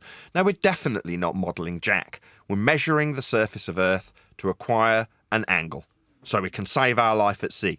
It's a very serious business. It's not bleeding modelled. Every cited source for an elevation angle measurement will describe it as it's being measured with respect to the surface of Earth. There are no exceptions. But that wanker wanted to tell me it's modelled, wanted to tell me it's imaginary. No, dickhead. That's how we measure Earth. I've got plenty of sources and citations that show that. That's a fact. Good. I think he was using a composition fallacy. Yeah, your meth pipe isn't a source. Because the composition of a model is based on measurements, right? That's part of modeling, and you got to do scale and other factors. He's trying to reverse that. No, it's not. It's not a scientific model. I didn't say based scientific. on measurements. No, it's not. I didn't base it on measure. Well, what? You said models based I on didn't say measurements. scientific. I didn't say scientific. But that's with the genre that we're in. What model are you talking about? So when I get a car and I take all the measurements of it and I reduce the scale, that's not a model. Yeah, it's not a scientific model. That's the genre that we're in. We're not in computer models. What about runway models? Hey, let's keep this internal back and forth about what a model is to ourselves. Nathan, what I found best about that is that it's coming to the point where they need a flat Earth model to create a globe out of. Yep. Exactly. He needs flat Earth. It's going to be measured. She understood it. She measured it in geography. Yeah, we're here to tell you, you're going to measure a flat Earth. That's how Earth's measured. And that's how the globe model, if you want to call it that, no such beast actually exists. That's how it was made. This reification of the idea of a curved surface comes from measuring a flat surface. Like with angles to stars, that's how the mapping gets done. That's how the sphere conversion gets done. It starts with flat Earth measurements. So when we put that to somebody and they say, no, that's imaginary, that bit. That bit where we're measuring Earth and that. No, it isn't. You're not going to tell me that when I cite sources that say it's measured. Oh, it's modelled. Fuck off. Yeah, what you can do when I shout you down and point out that that's bollocks is run like a coward and have a load of white knights tell me I'm a retard when I shout your bitch ass down for telling me that a measurement's a model. No, it ain't. And no, you won't get to tell me otherwise when I know you're wrong. What you will do is cower or run. And go, no, I'm going to tell you it's a model, it's imaginary. Or bleat. Well, that's what you can do. Well, my point being is that maybe I didn't come across as clear as I wanted to. And I don't know if I was understood or not. Maybe it was. Is that the flat Earth claimed model that we've been asked for 10 years, they need this claim. Do you know what I mean? They seem to have this flat Earth model. They've been having it all along. They've been had that shit already. That's the funny part. Every time they said it's too big to measure the curve, right? That's you telling us you're using a flat Earth model. That's adorable. No, they are flat Earth model. They're flat. I know they have yet to produce this, but they have a flat Earth model. That's what it seems like to me. Correct, it's the celestial sphere model. No one said that about any of that other than you. They're claiming this model, right? Never be adding things in for them. They're claiming this model, this flat Earth model. That's what they keep going to these days. They have this flat Earth model that's measured, but it's not reality. It's not the Earth. And that model then allows them to create the globe model, which is the Earth. What was it that guy? What was it? Conrad or something? What did he say? Oh, if you have a big enough curved surface, you can't tell the difference between a curve and. Yeah. Oh, that means you're measuring a flat. Oh no, I didn't say that. No, yeah, you no. did. It's the bit that I just justified as being so big, conceptually capable of being taken as being a flat surface to measure. That's imaginary, and that isn't being measured. That's what he told us. Yeah, hilarious. They call it the datum plane in geodetic surveying.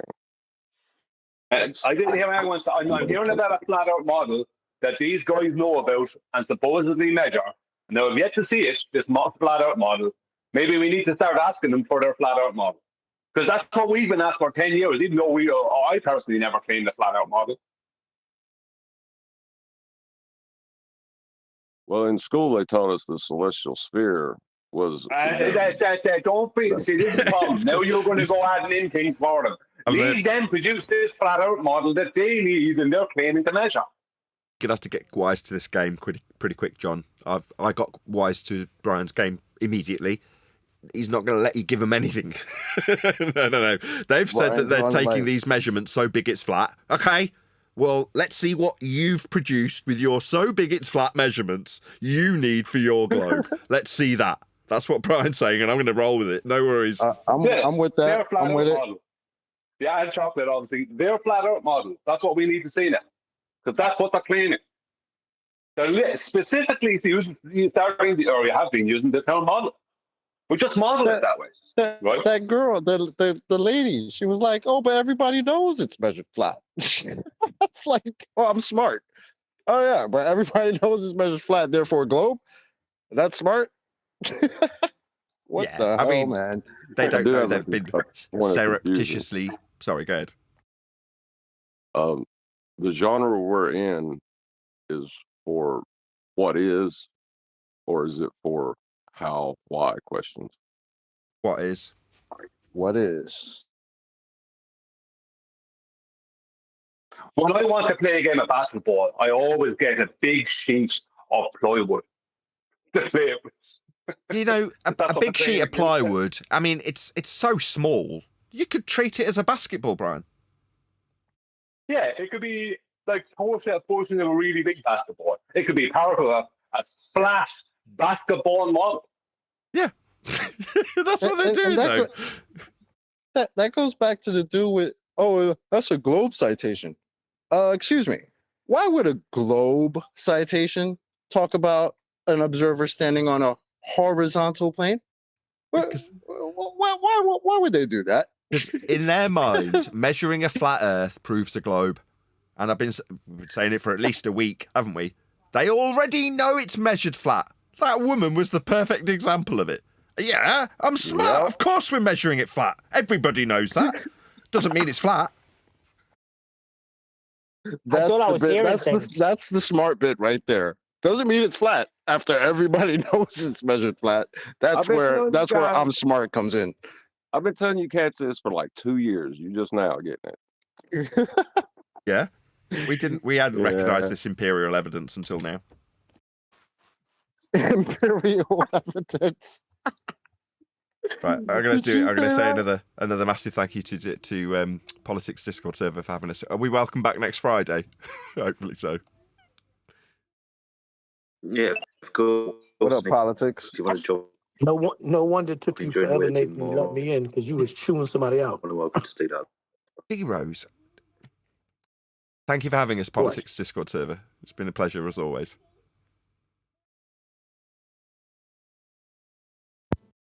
I thought we left and those idiots just followed us. I thought you was gone already. I said, no wonder it took you forever to get me in because you were chewing somebody out. As soon as you let me in, I heard you chewing somebody out. Hey, let's try this a third time. Thank you for having us, Politics Discord server. Politics. There isn't an entity of politics server. You have to direct it to an individual. Okay, the mods who are awesome, keeping me honest. Thank you very much for having us. No worries. We will see you next Friday. Yeah, pop by on time. People like that. Take it. Jedi. Jesus, Brian. We'll see you next Friday. Thank you for having us. Right, I've disconnected. Sorry, am I in trouble for actually using the names that you were telling Nathan to use? He was talking while you were interrupting him. No, you were talking while I was talking. Look, is there any way we can talking? Look, this is getting awkward. Is there any way we can But just... I was trying to make your point while I was talking. Is there any way we can just blame D-Rose for this? Is that a possibility? That moment already gone. D-Rose's fault. It ain't my fault. It is. Nathan said what he said. He get no response from the Discord moderator or whatever. Nobody said anything, so it was silence. Silence for 4 to 5 seconds. So that's when I said what I said. You got to stop watch D-Rose. Perfectly reasonable. Am I gonna what? Have you got to stop watch? You got to stop I gotta watch. stop what? Oh my God! Shut Bro, D-Rose, man. What Relax. the fuck, dude? Jeez. With great compression What's wrong with you? comes great responsibility. What are you talking about? I'm trying to talk and y'all talking through me and I'm doing the same thing. Fucking dumbass! Shut the fuck up! Oh my God! Why does it always descend to this with Fuck you, QE and D-Rose? Clown. Oh, made an arrow to shoot go backwards and shoot you in the fucking head. Shut the fuck up! Oh, Don't bring that shit on, motherfucker! No need. Both of you stop, please. Bring an arrow to a gunfight. Both of you, stop. Stop. No need. Fucking making threats, huh? Bring that shit on, weak ass. You started it, QE. Fucking lift your ass up. Oh my Bring your family with you. Oh my Really? God. You really? No need. I guess Yeah, what? I'm a really. DM you where I'm at. Come on, baby. Bring that weak shit on, Holmes. Oh my God, QE. What is D-Rose, going just on? relax, D. Just relax. Both of you stop trying to impress me. But good afternoon. Freaky Friday. I'm over here laughing at him. No, I mean, but just relax when you come in. Just relax a little bit. What are you talking about? All I said was what I said, and all I said was That's the point, D. So I'm trying What's to the tell you, point? just chill. There's you, Neil. I've Wow. been chill. Are you kidding me? Are you serious? Don't you fucking dare. Pot calling the kettle. Are you Euclidean me? Are you Euclidean me? Euclidean me? I like that. I've been on fucking mute and I make sure. So don't try that shit from 3 years ago. D-Rose took it over. Well, you did that last time. I love you guys. Said what?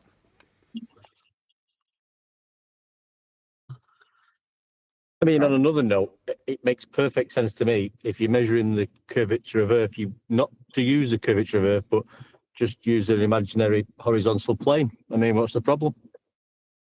All we need now is Eli's new mic.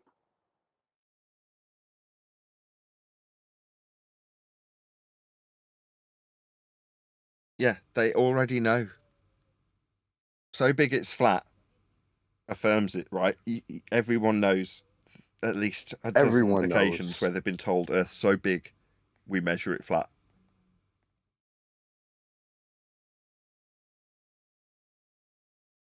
Tyson himself, Neil deGrasse Tyson, saying that stuff is flat is a glorified example of the same thing, isn't it? That's him saying Earth's so big we measure it flat.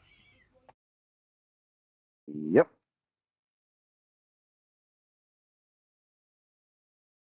Yeah, I mean, it's going to be stupid to actually measure the curvature. We don't want to be doing that when we're measuring the Earth. Just use an imaginary horizontal fucking plane.